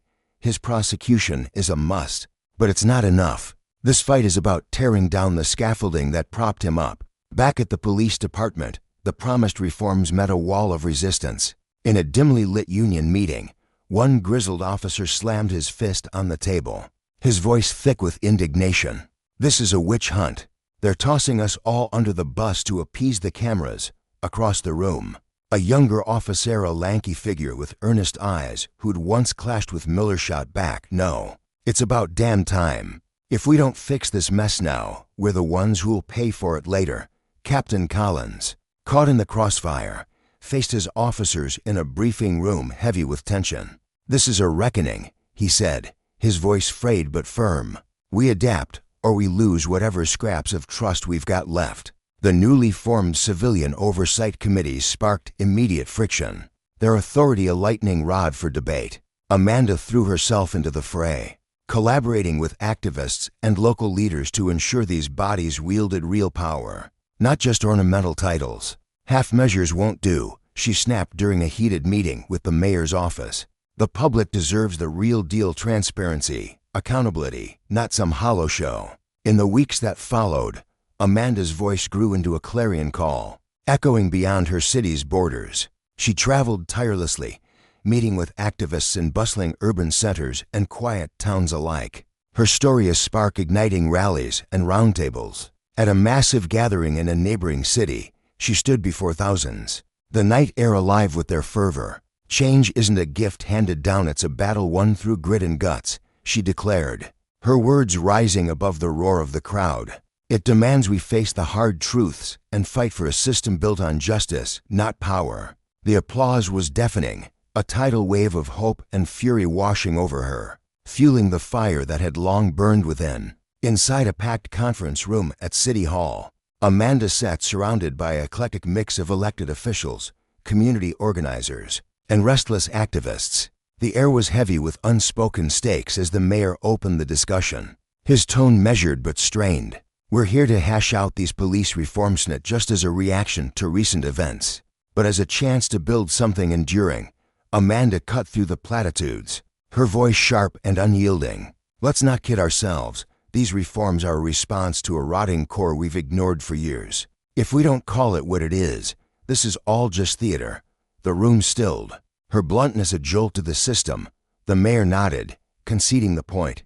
"Fair enough. Ms. Carter, let's dive into the details." Armed with a meticulous plan crafted alongside her legal team and human rights advocates, Amanda laid out her vision: mandatory anti-bias training led by impartial experts, civilian oversight boards with teeth to investigate and discipline, community policing to mend fractured trust, and data transparency to shine a light on the department's every move. Each proposal drew pushback from the police union reps in the room. "This is overkill," one barked, his face flushed with frustration. "You're painting us all as villains because of one rogue cop." Amanda didn't flinch. One rogue cop shielded by a system that let him run wild. She shot back, her eyes blazing. "This isn't about punishing the good, it's about fixing a machine that's broken for everyone." Another officer, a woman with a quiet intensity, spoke up. "She's right. We've got to own this or it'll own us." The debate raged on, but Amanda stood firm, her resolve a testament to the lesson etched into her bones. Justice falters when power goes unchecked, and the consequences of that failure ripple far beyond a single badge. In the dimly lit chambers of City Hall, Amanda Carter's eyes glinted with a steely resolve as she faced a room full of skeptical faces. Her voice cut through the murmurs like a blade, sharp and unwavering. "If the oversight you already have worked as it should, we wouldn't be sitting here having this conversation," she said, her gaze locking onto the uniformed officers seated across from her. "Civilian boards aren't here to nitpick every move you McAthere about shining a light where shadows have festered too long, about holding up a mirror to ensure the job's done with honor. If you're acting with integrity, what's there to be afraid of?" Her words hung heavy in the air, stirring a restless hum through the crowd. Some heads nodded in quiet agreement, their faces softening with reluctant understanding, while others stiffened, jaws tightening as her bluntness struck a nerve. Meanwhile, a storm was brewing within the police department's ranks. Captain Collins stood at the head of a cluttered meeting room, the faint hum of a flickering fluorescent light overhead amplifying the tension. His officers sprawled across mismatched chairs, their uniforms wrinkled from long shifts, their expressions a mix of exhaustion and defiance. One officer, his voice rough with frustration, slammed a meaty fist onto the table, sending a ripple through the stale coffee cups scattered across it. "This is getting out of hand," he growled, his eyes flashing. "They're turning us into punching bags just to score cheap political wins." Collins raised a weathered hand, his lined face betraying a flicker of weariness as he tried to steady the room. "I hear you. Believe me, I do," he said, his tone measured but firm. but the public's crying out for answers, for accountability. If we dig our heels in now, we might lose whatever scraps of trust they've still got left in us. A scoff erupted from the corner, where another officer leaned back in his chair, arms crossed tightly over his chest. Trust? What trust? They've already painted us as the villains. No matter what we do, we're the enemy. His bitter words lingered, thickening the air, until a younger officer, a weary figure with a nervous energy, shifted uncomfortably in his seat. He'd spoken out against James Miller before, a rogue cop whose actions had sparked this wildfire of scrutiny. And now his voice trembled slightly as he broke the silence. "Maybe we need to stop pointing fingers outward and start looking inward," he said, his eyes darting between the glares of his peers. "These reforms, they could actually make things better. For us, for everyone." The room bristled with hostility, a few officers shooting daggers his way. But Collins tilted his head, his thoughtful silence suggesting the kid's words had struck a chord. "We can't fight the tide forever," Collins finally said, his voice low but resolute. "Like it or not, change is barreling down on us. We've got to adapt." Across town, Amanda's crusade was rippling far beyond the city limits. Her voice, once confined to local protests, now echoed through grand conference halls halfway across the world. At a United Nations summit on social justice, she stood beneath the glare of spotlights, her silhouette framed against a massive screen emblazoned with her name. Diplomats in crisp suits and activists in worn jackets leaned forward in their seats, hanging on her every word. "What happened to me wasn't some rare fluke," she began, her tone steady, but laced with a quiet fire that seemed to smolder beneath her calm exterior. It was a thread in a much larger tapestry, a pattern of power running wild, of profiling etched into the system, of biases that don't stop at borders. But here's the truth: we can change it. We just have to be brave enough to face it head on. The room erupted into applause, a wave of sound that crashed over her as she stood there, a lone figure carrying the weight of millions. Back home, the battle lines were still drawn deep. At yet another tense meeting, Amanda squared off against a burly police union rep whose sneer dripped with condescension. "You're not one of us," he spat, his voice gravelly and dismissive as he leaned across the table. "You don't know what it's like out there facing down life or death calls day after day." Amanda didn't flinch. She leaned in closer, her eyes boring into his, her voice cool as ice but edged with steel. "You're right, I'm not a cop. I don't wear the badge. But I don't need to walk in your shoes to see the wreckage left behind when the system's rotten. Without accountability, your job crumbles, and so does the faith people have in you." He opened his mouth to snap back, but the mayor, a weary man with a perpetual frown, cut him off. "She's got a point," he said gruffly, rubbing his temple as if the whole ordeal gave him a headache. "This isn't about tearing you down. It's about fixing what's broken for the public and for you. Trust isn't a gift, it's something you earn." As the meeting dissolved into a flurry of murmurs, Amanda stepped outside, where a cluster of reporters swarmed her like moths to a flame, microphones thrust toward her face, their questions overlapping in a chaotic chorus. "What's your next move?" one shouted, a young woman with a notepad clutched tightly in her hands. Amanda's expression hardened, her jaw set with determination. "I'm not stopping until these reforms are locked in and enforced," she said, her voice ringing clear above the din. "This isn't about flashy headlines or photo ops, it's about change that sticks, change that lasts. I won't settle for half measures," another reporter, a grizzled veteran with a skeptical squint, piped up. "What about the folks who say the police are getting a raw deal here?" Amanda's eyes narrowed, a flicker of defiance sparking within them. "This isn't about targeting anyone, it's about repairing a system that's cracked at its core. If that stings for some, tough, real change never comes easy." Weeks later, Amanda stood on a grand stage at an international conference, the air thick with anticipation.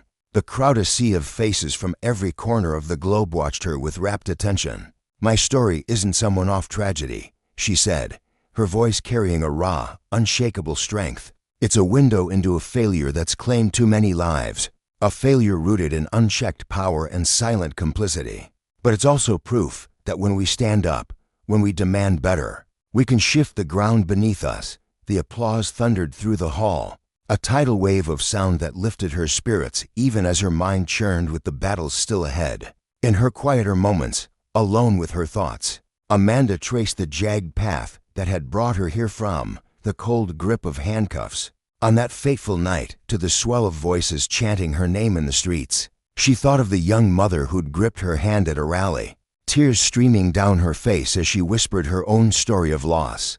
She thought of the grizzled old man who'd slipped her a crumpled note that simply read, "Keep going." Each memory was a brick in the wall of her resolve. Back in her city, the wheels of reform were grinding forward, however unevenly. The civilian oversight board she'd fought tooth and nail for was finally taking shape, its first cases peeling back layers of misconduct that had festered in the dark for years. In a squat brick building on the edge of town, officers filed into mandatory anti-bias training sessions, their faces a mix of curiosity and resentment. The Trinera no-nonsense woman with a sharp tongue and sharper insight spaced the room, her voice slicing through the tension. "This isn't about blame," she said, her eyes sweeping over the group. "It's about owning what's real and fixing it." Some officers nodded, their shoulders loosening as the words sank in. Others stared at the floor, arms crossed, silently fuming. Amanda knew it wasn't a straight road, reform never was. It's a messy, slogging fight. She told a reporter one crisp afternoon outside City Hall, the wind tugging at her coat. "But we're moving. That's what matters." The looming trial of James Miller cast a long shadow over it all, a stark reminder of what was at stake. Amanda felt the weight of it pressing against her chest some nights, the questions swirling in her mind. Would justice hold? Could it? Yet every small win, board's first ruling, a new policy draft, fueled her hope that the scales might finally tip. At the conference, her voice softened as she let the crowd glimpse her vulnerability. "There were days I wanted to walk away," she admitted, her hands tightening around the podium. "Days when this fight felt like it might crush me. But every time I thought of giving up, I remembered the voices that don't get heard, the lives that don't get a second chance. That's what keeps me here." That evening, as she stood on her hotel balcony overlooking a glittering skyline, Amanda's phone buzzed incessantly. Messages poured in, praise from colleagues, updates from the front lines, notes from strangers who'd found courage in her words. One stood out, a text from Danielle, the fiery young organizer who'd been her rock through the chaos. "Your speech today, it lit a fire in me all over again," it read. "You're showing us what's possible. Thank you for not giving up." Amanda's lips curved into a tired but genuine smile as she typed back, "We're not done yet, but we're stronger together. Thank you for standing with me." The fight wasn't over, not by a long shot, but as she gazed out at the city below, she knew she wasn't carrying it alone. And that, she thought, was the truest lesson of all. Justice wasn't just a gavel strike or a law's passage. It was the slow, stubborn work of people who refused to let power run wild, who demanded that consequences follow corruption, and who believed that a better world was worth the struggle. On a crisp, golden afternoon in Westbrook, the air buzzed with the laughter of children and the rustle of leaves tumbling across Central Park. Families dotted the sprawling green, soaking in the mild autumn sun, their voices weaving a tapestry of carefree joy. Amid this lively scene, Margaret Turner, a 68-year-old widow, perched on her favorite weathered bench, her silver hair catching the light as she surveyed the park with the keen, unyielding gaze of a hawk. Childless and solitary since her husband's passing, Margaret had made this spot her daily refuge, a place where she could watch the world unfold and quietly enforce her own rigid sense of order. Her sharp eyes, framed by decades of conservative convictions, darted from face to face, always searching for something amiss. Today, her vigilance would spark a chain of events she could never have foreseen. Across the park, James Robinson, a 35-year-old history teacher with a warm smile and a steady hand, pushed his adopted son Lucas on a creaky swing. The boy's delighted squeals pierced the air as he soared higher, his small, pale hands gripping the chains tightly. James, a black man whose life revolved around his students and his son, radiated a quiet pride as he watched Lucas, an 8-year-old white boy with tousled blonde hair and bright eyes. The two were a picture of unshakable devotion. James, the steadfast father who had welcomed Lucas into his heart after a devastating family tragedy. And Lucas, the child who had become his father's entire universe. Their bond was a living testament to love's ability to bridge divides, though not everyone saw it that way. Margaret's gaze settled on them, and a knot of unease twisted in her chest. The stark contrast between James's dark skin and Lucas's fair complexion gnawed at her, stirring a suspicion she couldn't shake. Interracial adoptions were no rarity these days. She knew that much, but her mind steeped in old fears and unspoken bias whispered that something wasn't right. What if the boy was in danger? What if this man wasn't who he seemed? Her fingers tightened around the edge of her bench, her breath quickening as she wrestled with her thoughts. She saw Lucas laugh, saw James ruffle his hair with a tenderness that should have reassured her. But instead, it only deepened her disquiet. After several agonizing minutes, Margaret made her choice. With a trembling hand, she fished her phone from her purse and dialed the police, her voice steady despite the storm raging within her. "There's a black man with a white child in the park," she said, her tone clipped and resolute. "I think the child might be in danger." The police arrived swiftly, their patrol car rolling to a stop near the swings. 2 officers stepped out, their uniforms crisp and their expressions neutral, though their presence cast an immediate shadow over the scene. Margaret watched from her bench, her heart pounding against her ribs, convinced she was the guardian of some unspoken truth. The officers approached James, who paused mid-push, his brow furrowing as he registered their intent. "Sir, could we speak with you for a moment?" one of them asked, his voice polite but firm. Lucas, still clinging to the swing, glanced between the men and his father, his wide eyes clouded with confusion and a flicker of fear. James nodded calmly, though a ripple of worry tightened his jaw. He stepped aside with the officers, leaving Lucas to fidget nervously, his small frame dwarfed by the unfolding tension. With a composure that belied his unease, James explained the situation. "Lucas is my son adopted," he said, pulling out his phone to display a gallery of proof, adoption papers, family photos from birthdays and holidays, snapshots of Lucas beaming beside him at the zoo, the beach, the first day of school. Each image was a brick in the foundation of their life together, a shield against the doubt now hanging in the air. The officers nodded, their skepticism softening as they cross-checked the documents, their radios crackling faintly in the background. The tension began to dissipate, the truth taking root, but Margaret, still rooted to her bench, wasn't ready to let go of her conviction. As the officers reviewed James's evidence, Margaret's eyes lingered on Lucas. There was something about the boy's tilt of his head, the curve of his smilth that tugged at a buried memory. She rose slowly, her joints protesting, and took a few tentative steps closer, her breath catching as recognition flared in her mind. He looked so much like her sister Jana Jane, who had died in a fiery car crash years ago alongside her husband, leaving behind a toddler Margaret had been too frail to raise. The guilt of that failure had haunted her ever since, a wound that never fully healed. Could this be him, her nephew, lost to the system and now standing before her, swinging in the park under another man's care? Tears pricked her eyes as the possibility sank in, her chest tightening with a mix of longing and shame. "Please, I need to speak," she called out, her voice quavering as she approached the group. The officers turned, and James looked up, startled by the intensity in her gaze. "To think I know this boy," she stammered. "He's my nephew." James blinked, incredulous. "Lucas is your nephew?"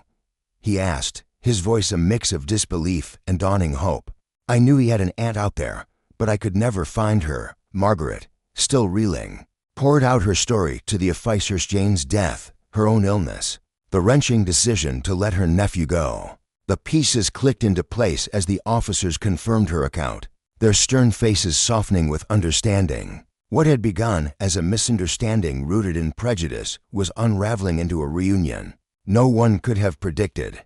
James and Margaret stepped away from the officers, finding a quiet corner of the park where the hum of the crowd faded to a murmur. Margaret's hands shook as she spoke, her words tumbling out in a rush of regret and relief. "After Jane died, I was so sick, too weak to take him in. I've carried that pain ever since." James listened, his eyes steady and kind, and then shared his own truth. "I adopted Lucas after his parents passed. He's been my world ever since. I always hoped to find his biological family. And now here you are."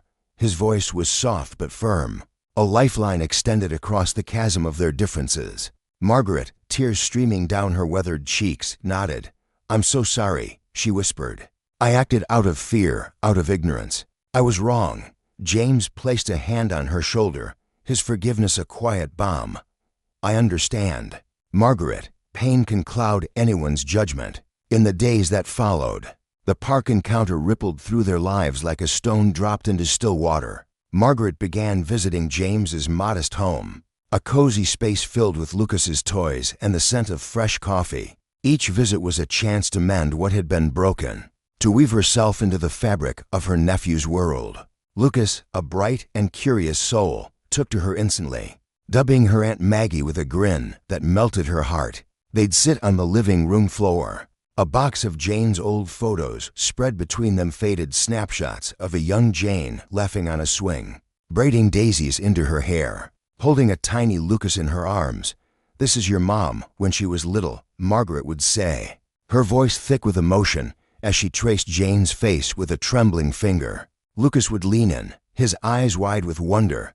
"I wish I'd met her," he'd murmur, and Margaret would pull him close, whispering, "She'd be so proud of you, my sweet boy." James watched these moments unfold with a quiet joy, grateful for the bridge Margaret was building to Lucas's past. He'd sit nearby, grading papers or sipping tea, his presence a steady anchor as aunt and nephew pieced together their shared history. The bond between them grew swiftly, a fragile but beautiful thread tying them to a family Margaret had thought lost forever. Lucas reveled in her stories, his laughter filling the room as she recounted Jane's courtship love of swings, her habit of singing off-key. For Margaret, every smile from Lucas was a step toward redemption, a chance to atone for the years she'd let slip away. Word of their reconciliation spread through Westbrook, a small town hungry for tales of hope.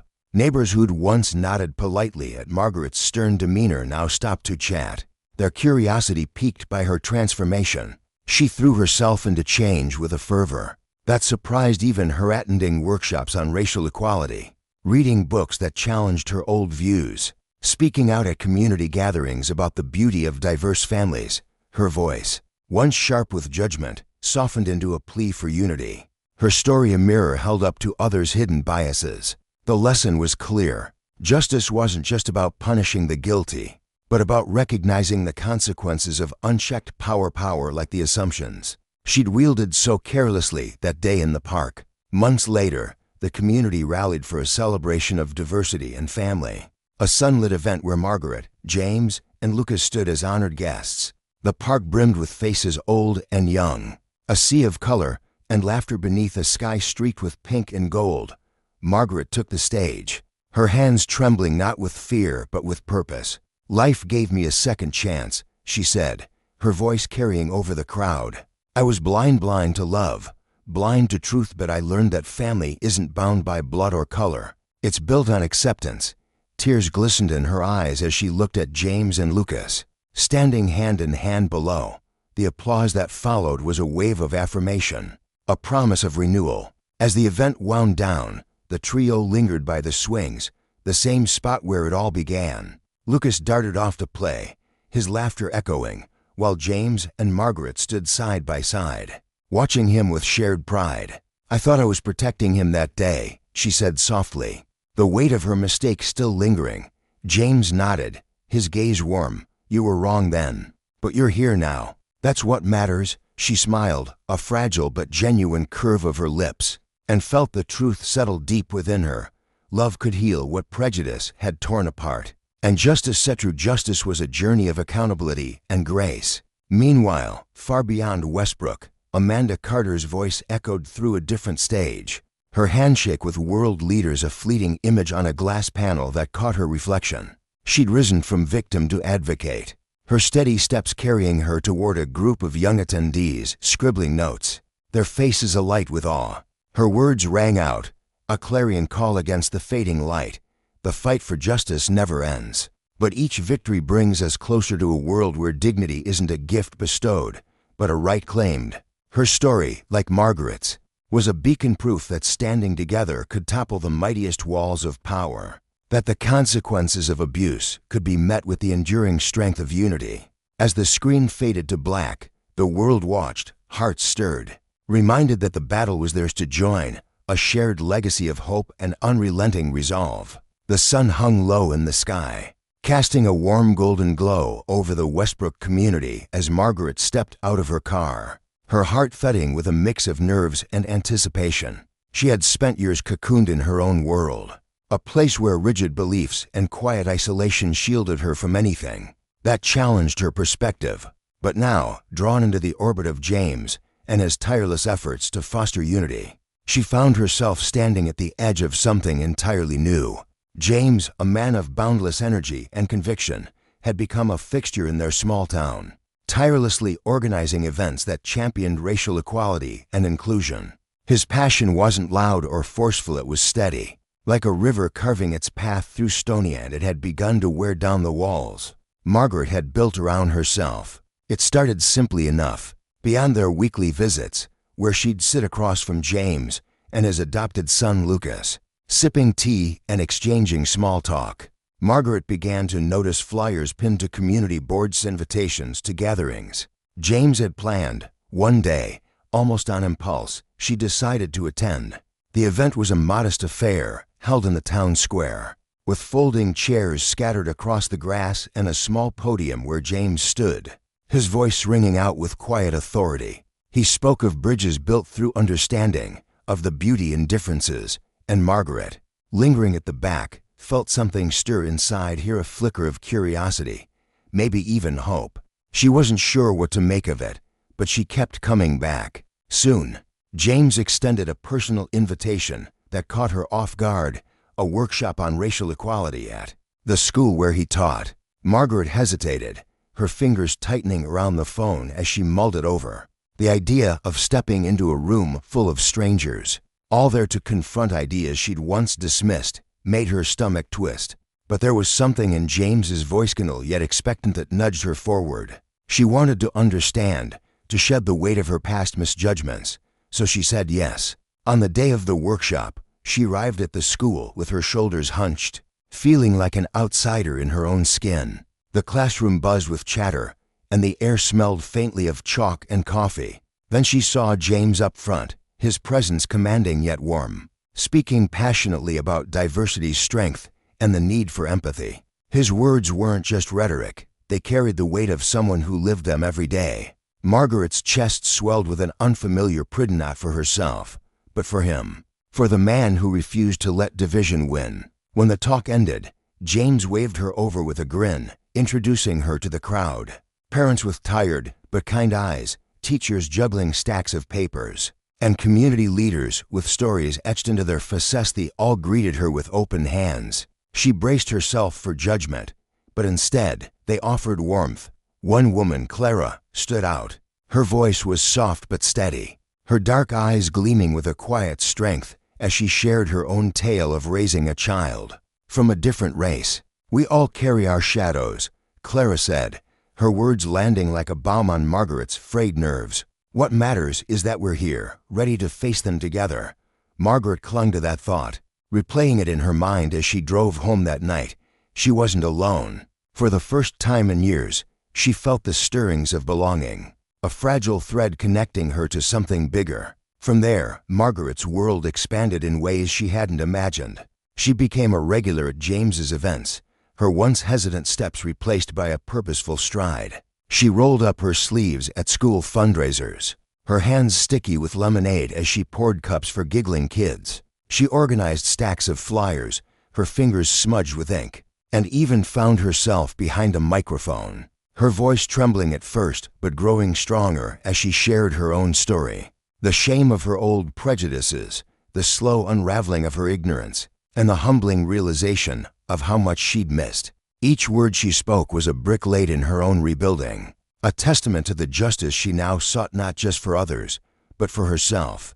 James watched her with a quiet smile, his pride evident, while Lucas, ever the bright spark, beamed as he bragged to his friends about Aunt Maggie's transformation.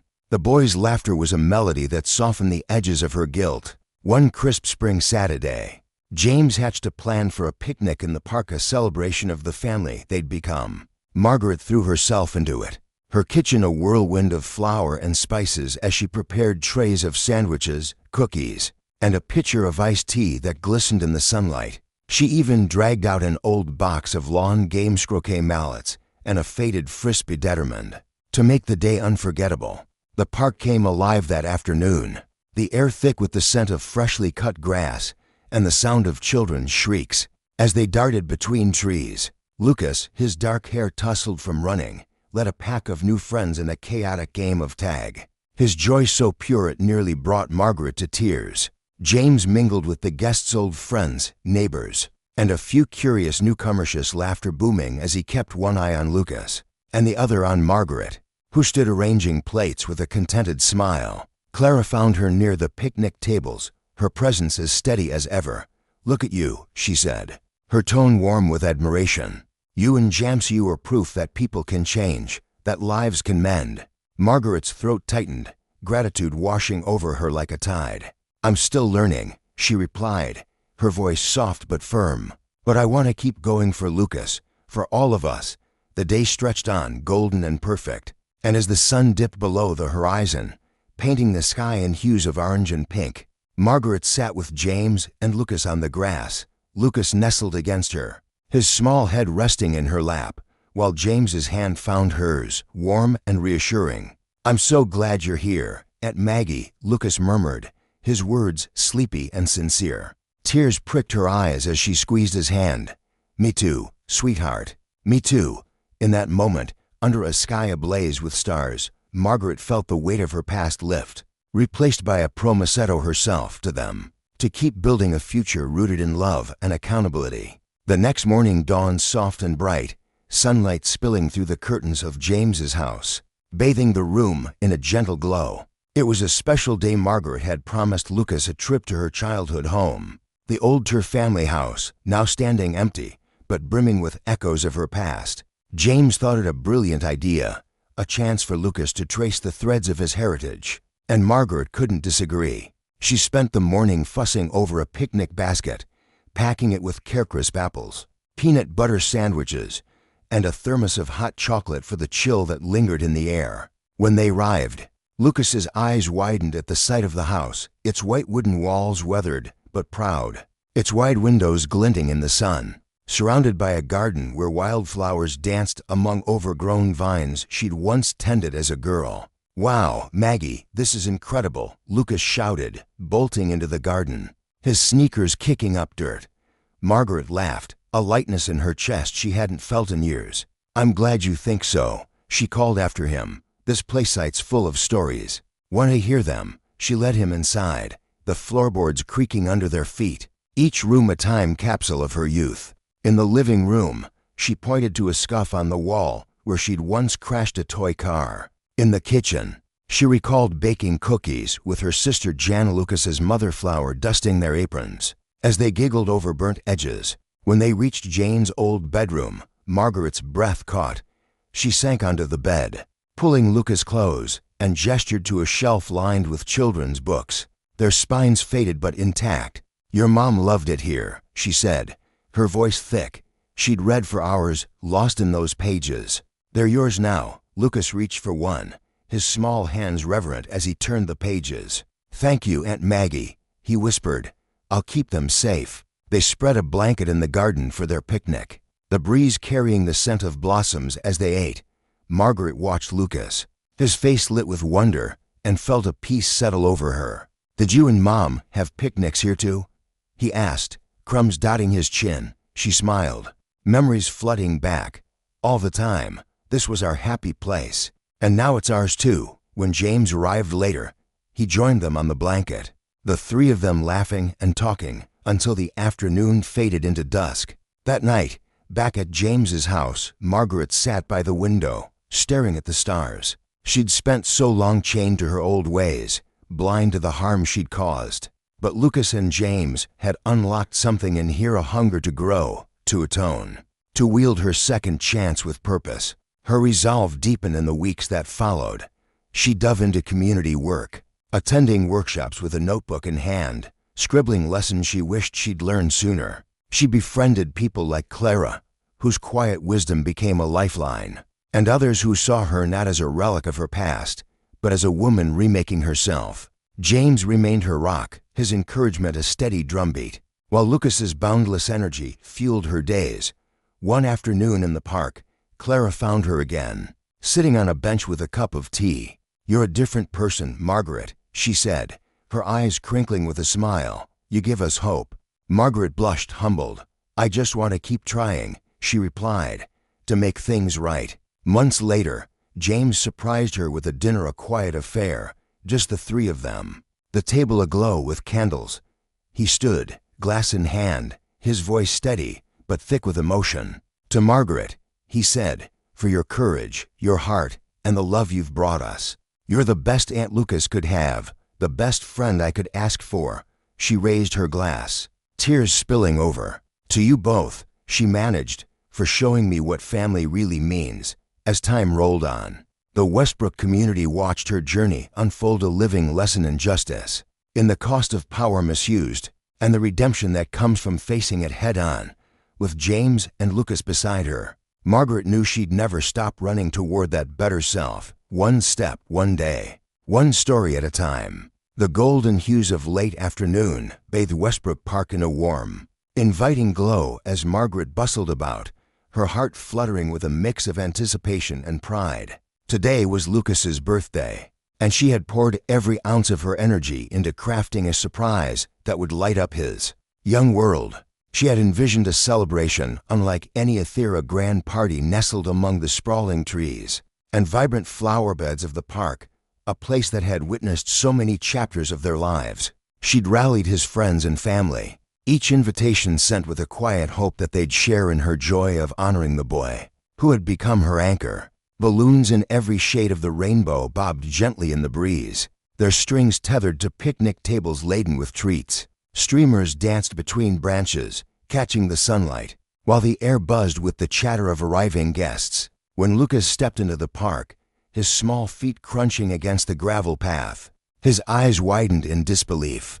The sight before him was a kaleidoscope of color and warmth, his friends giggling near a makeshift game station, his family waving from beneath a canopy of leaves, and the decorations shimmering like a dream brought to life. His chest swelled with a rush of happiness so fierce it nearly knocked him off balance.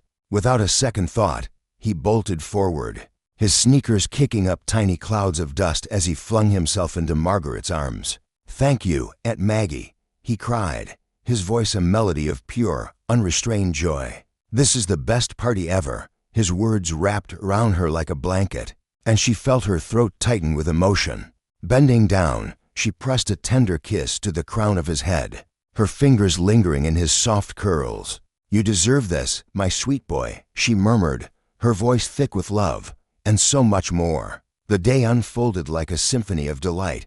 Laughter rang out as children darted across the grass, their hands sticky with cotton candy, their faces painted with bright, whimsical designs. Games of tag and sack races filled the air with squeals, while adults swapped stories over plates piled high with homemade goodies. Margaret watched it all with a quiet glow in her chest, her eyes tracing the outlines of the people she held dear. As the sun dipped below the horizon, painting the sky in streaks of orange and violet, she found herself nestled between James and Lucas on a worn blanket, the trio gazing up at a tapestry of stars beginning to peek through the dusk. Lucas's small hands gripped hers and his father's, his grip firm with the certainty of a child who knew he was loved. "I love you guys," he said softly, his voice carrying the weight of a truth too big for his years. Margaret's heart skipped, and she exchanged a glance with James, their eyes mirroring the same unspoken gratitude. "We love you too, Lucas," they replied together, their voices blending into a single, harmonious note. Beneath that vast, twinkling sky, they sat in contented silence, each star above a reminder of the blessings they'd fought to claim. The seasons shifted in Westbrook, ushering in the crisp breath of autumn, and with it, a renewed sense of purpose for Margaret, James, and Lucas. Their family, forged not by blood but by choice, had become a beacon in a community once wary of their unconventional bonds, where suspicion had once lingered. Now there was acceptance, even admiration. Margaret felt it in the smiles of neighbors, in the invitations to potlucks and school events. That morning, as she stood in her kitchen stirring a cup of tea, a surge of excitement bubbled within her. She'd been asked to speak at a conference on equality and inclusion, hosted by James's school, a chance to share the story that had reshaped her life. For weeks, she'd labored over her speech, her pen scratching late into the night as she poured her soul onto the pages. She thought of her sister Jane, whose absence still ached like a bruise that wouldn't fade, and of Lucas, the nephew she'd failed in those early, grief-stricken days. Most of all, she thought of James and Lucas, who had cracked open her guarded heart and taught her what family could truly mean. When she arrived at the school, the air was thick with anticipation. Organizers greeted her with warm handshakes, their eyes alight with respect, while attendees milled about, their murmurs a soft hum of curiosity. In the crowd, she spotted Clara, her steadfast friend, who offered a reassuring nod from the sidelines. Up front, James and Lucas beamed at her, their waves cutting through her nerves like a lifeline. Margaret stepped onto the stage, her fingers curling around the microphone with a determination that steadied her trembling hands. "Good afternoon, everyone," she began, her voice quivering just slightly before finding its footing.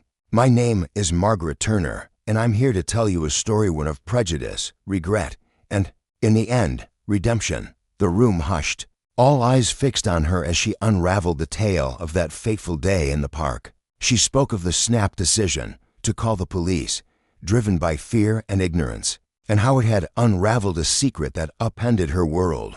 Her voice broke as she recounted Jane's loss, the guilt of turning away from Lucas when he was most vulnerable, but then it lifted, strong and clear, as she turned her gaze to James and Lucas.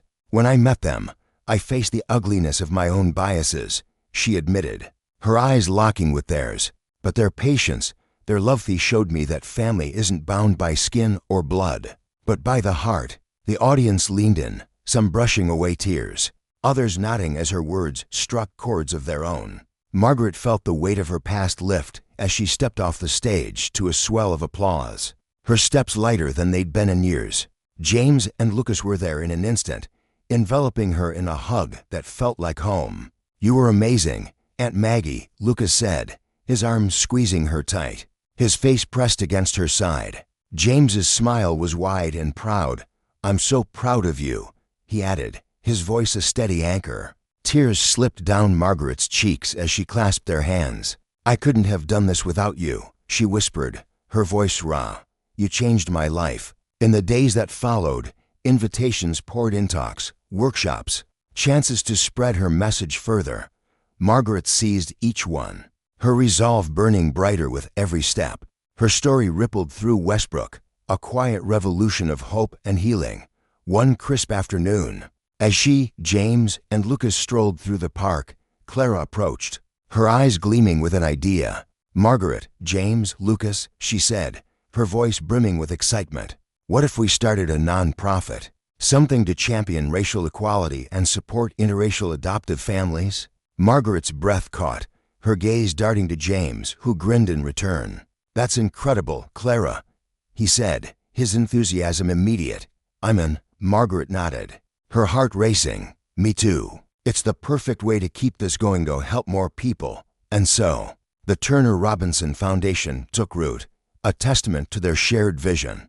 Clara, with her sharp mind and unshakable spirit, became their tireless partner, her own life shaped by years of advocating for the overlooked. They threw themselves into the work, planning events, securing funds, building programs to lift up families like theirs. Lucas, ever the eager helper, dove in with a child's boundless energy, stuffing envelopes and charming donors with his earnest tales of love across divides.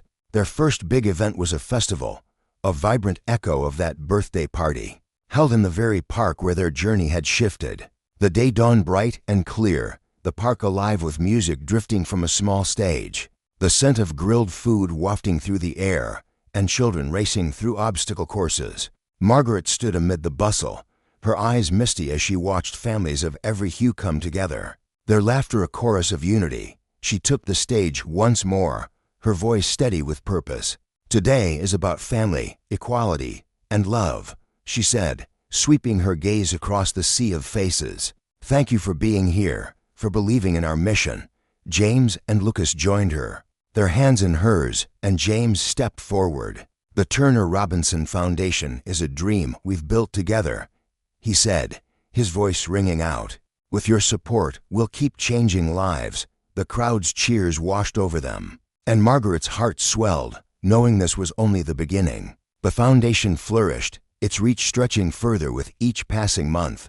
But growth brought herdless skeptics, who scoffed, funds that dwindled, resistance from corners of Westbrook still clinging to old ways. One evening, Margaret sat at James's kitchen table, her fingers tracing the rim of a teacup as she stared out at the gathering dusk. Doubt gnawed at her, heavy and persistent. James entered, two steaming mugs in hand, and slid one toward her. "You look worried, Aunt Maggie," he said gently, settling beside her. "What's on your mind?" She sighed, the sound weary. "Sometimes I wonder if we're really doing enough. There's so much pushback it feels like we're fighting a losing battle." James's smile was soft, unwavering. "Every little step counts," he said. "Clara told me her daughter's studying civil rights now because of us. We're planting seeds, even if we don't always see them grow." His words steadied her, a reminder of the quiet victories they'd won. Spurred by that conversation, they planned a gala night of elegance and ambition to draw in support and shine a spotlight on their cause. Margaret and Clara pored over details, from the menu to the guest list, while James and Lucas spread the word, their enthusiasm infectious. The ballroom glittered that night, chandeliers casting a warm glow over tables draped in white linen. Margaret, in a sleek dress that made her feel both powerful and vulnerable, moved through the crowd, her nerves humming. This was their chance to secure the foundation's future, and she couldn't falter. Clara opened the evening, her voice crisp and compelling as she recounted their triumphs and trials. Then Margaret took the stage, the spotlight hot against her skin. "Good evening," she began, her tone firm despite the flutter in her chest.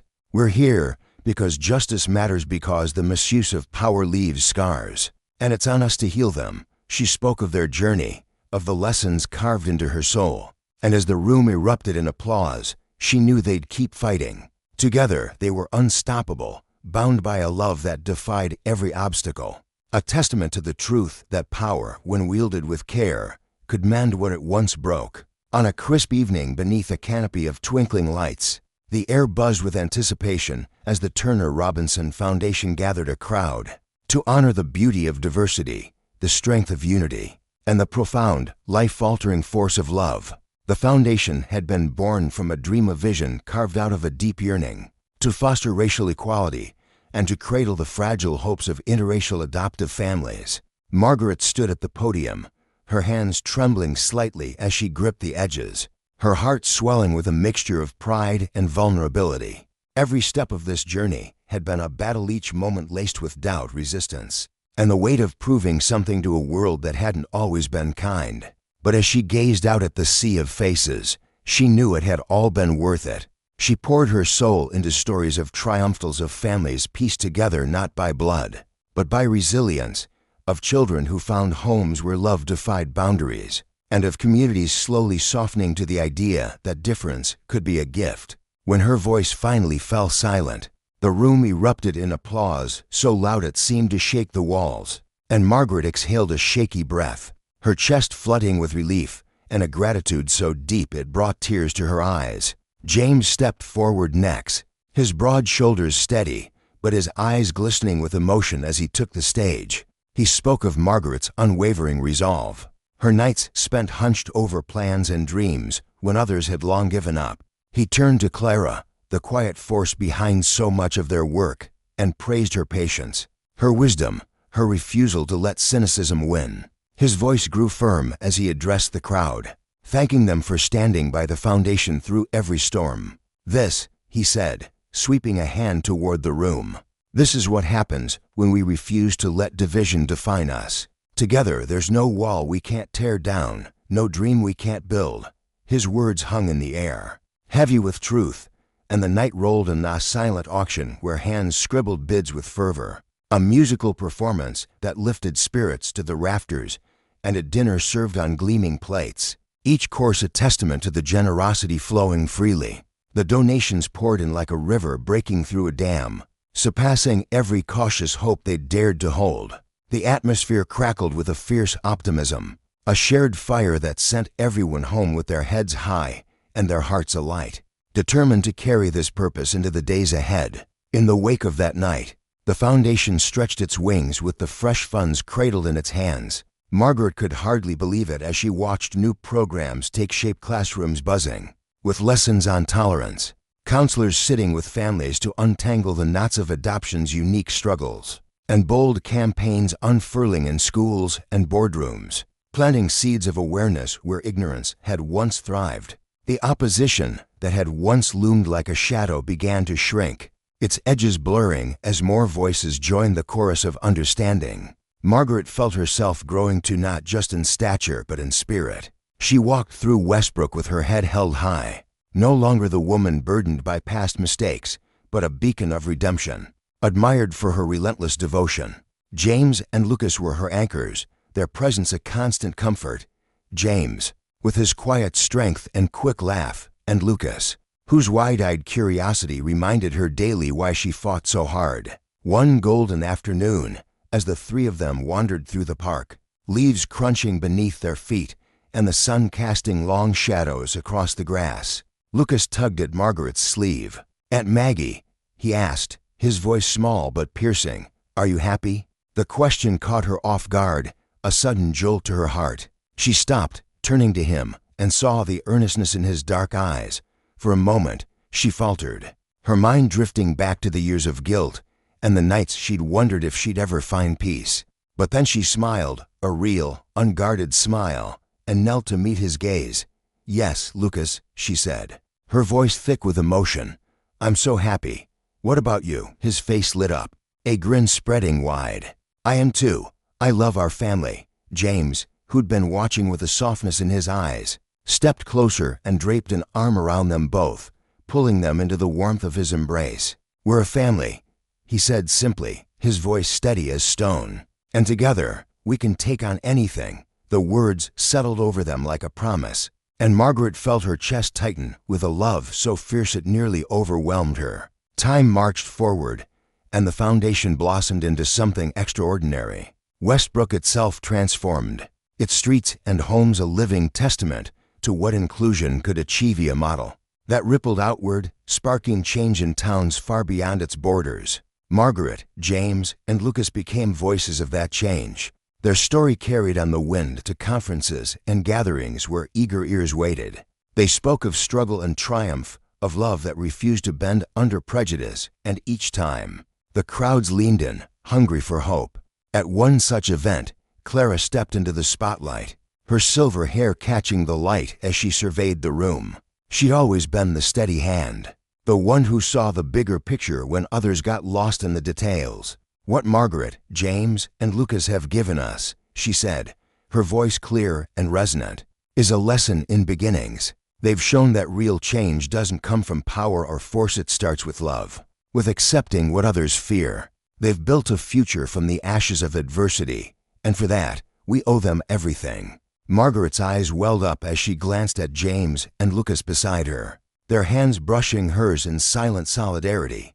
They'd walked a long road together, each trial forging their bond into something unbreakable. As the sun dipped below the horizon one evening, painting Westbrook in hues of amber and rose, Margaret sat with James and Lucas beneath a sky studded with stars. She traced the arc of her life in her mind, from the shadows of regret to this radiant purpose she'd never dared dream of. The weight of her past no longer crushed her. Instead, it fueled her, a reminder of how far grace could carry a person. With James's steady presence and Lucas's bright laughter beside her, she felt invincible, ready for whatever lay ahead. "We're a family," she said softly, squeezing their hands as the night deepened around them. "And we always will be." Their journey stretched on, a tapestry of love and grit, and as they moved forward, they left a trail of inspiration in their wake, proof that even in a world riddled with flaws, love could rise above, a quiet force of justice against the chaos of misused power. For Margaret, every step was a lesson that redemption wasn't just a gift bestowed but a legacy built. And with her family beside her, she knew they'd keep building it, brick by unbreakable brick.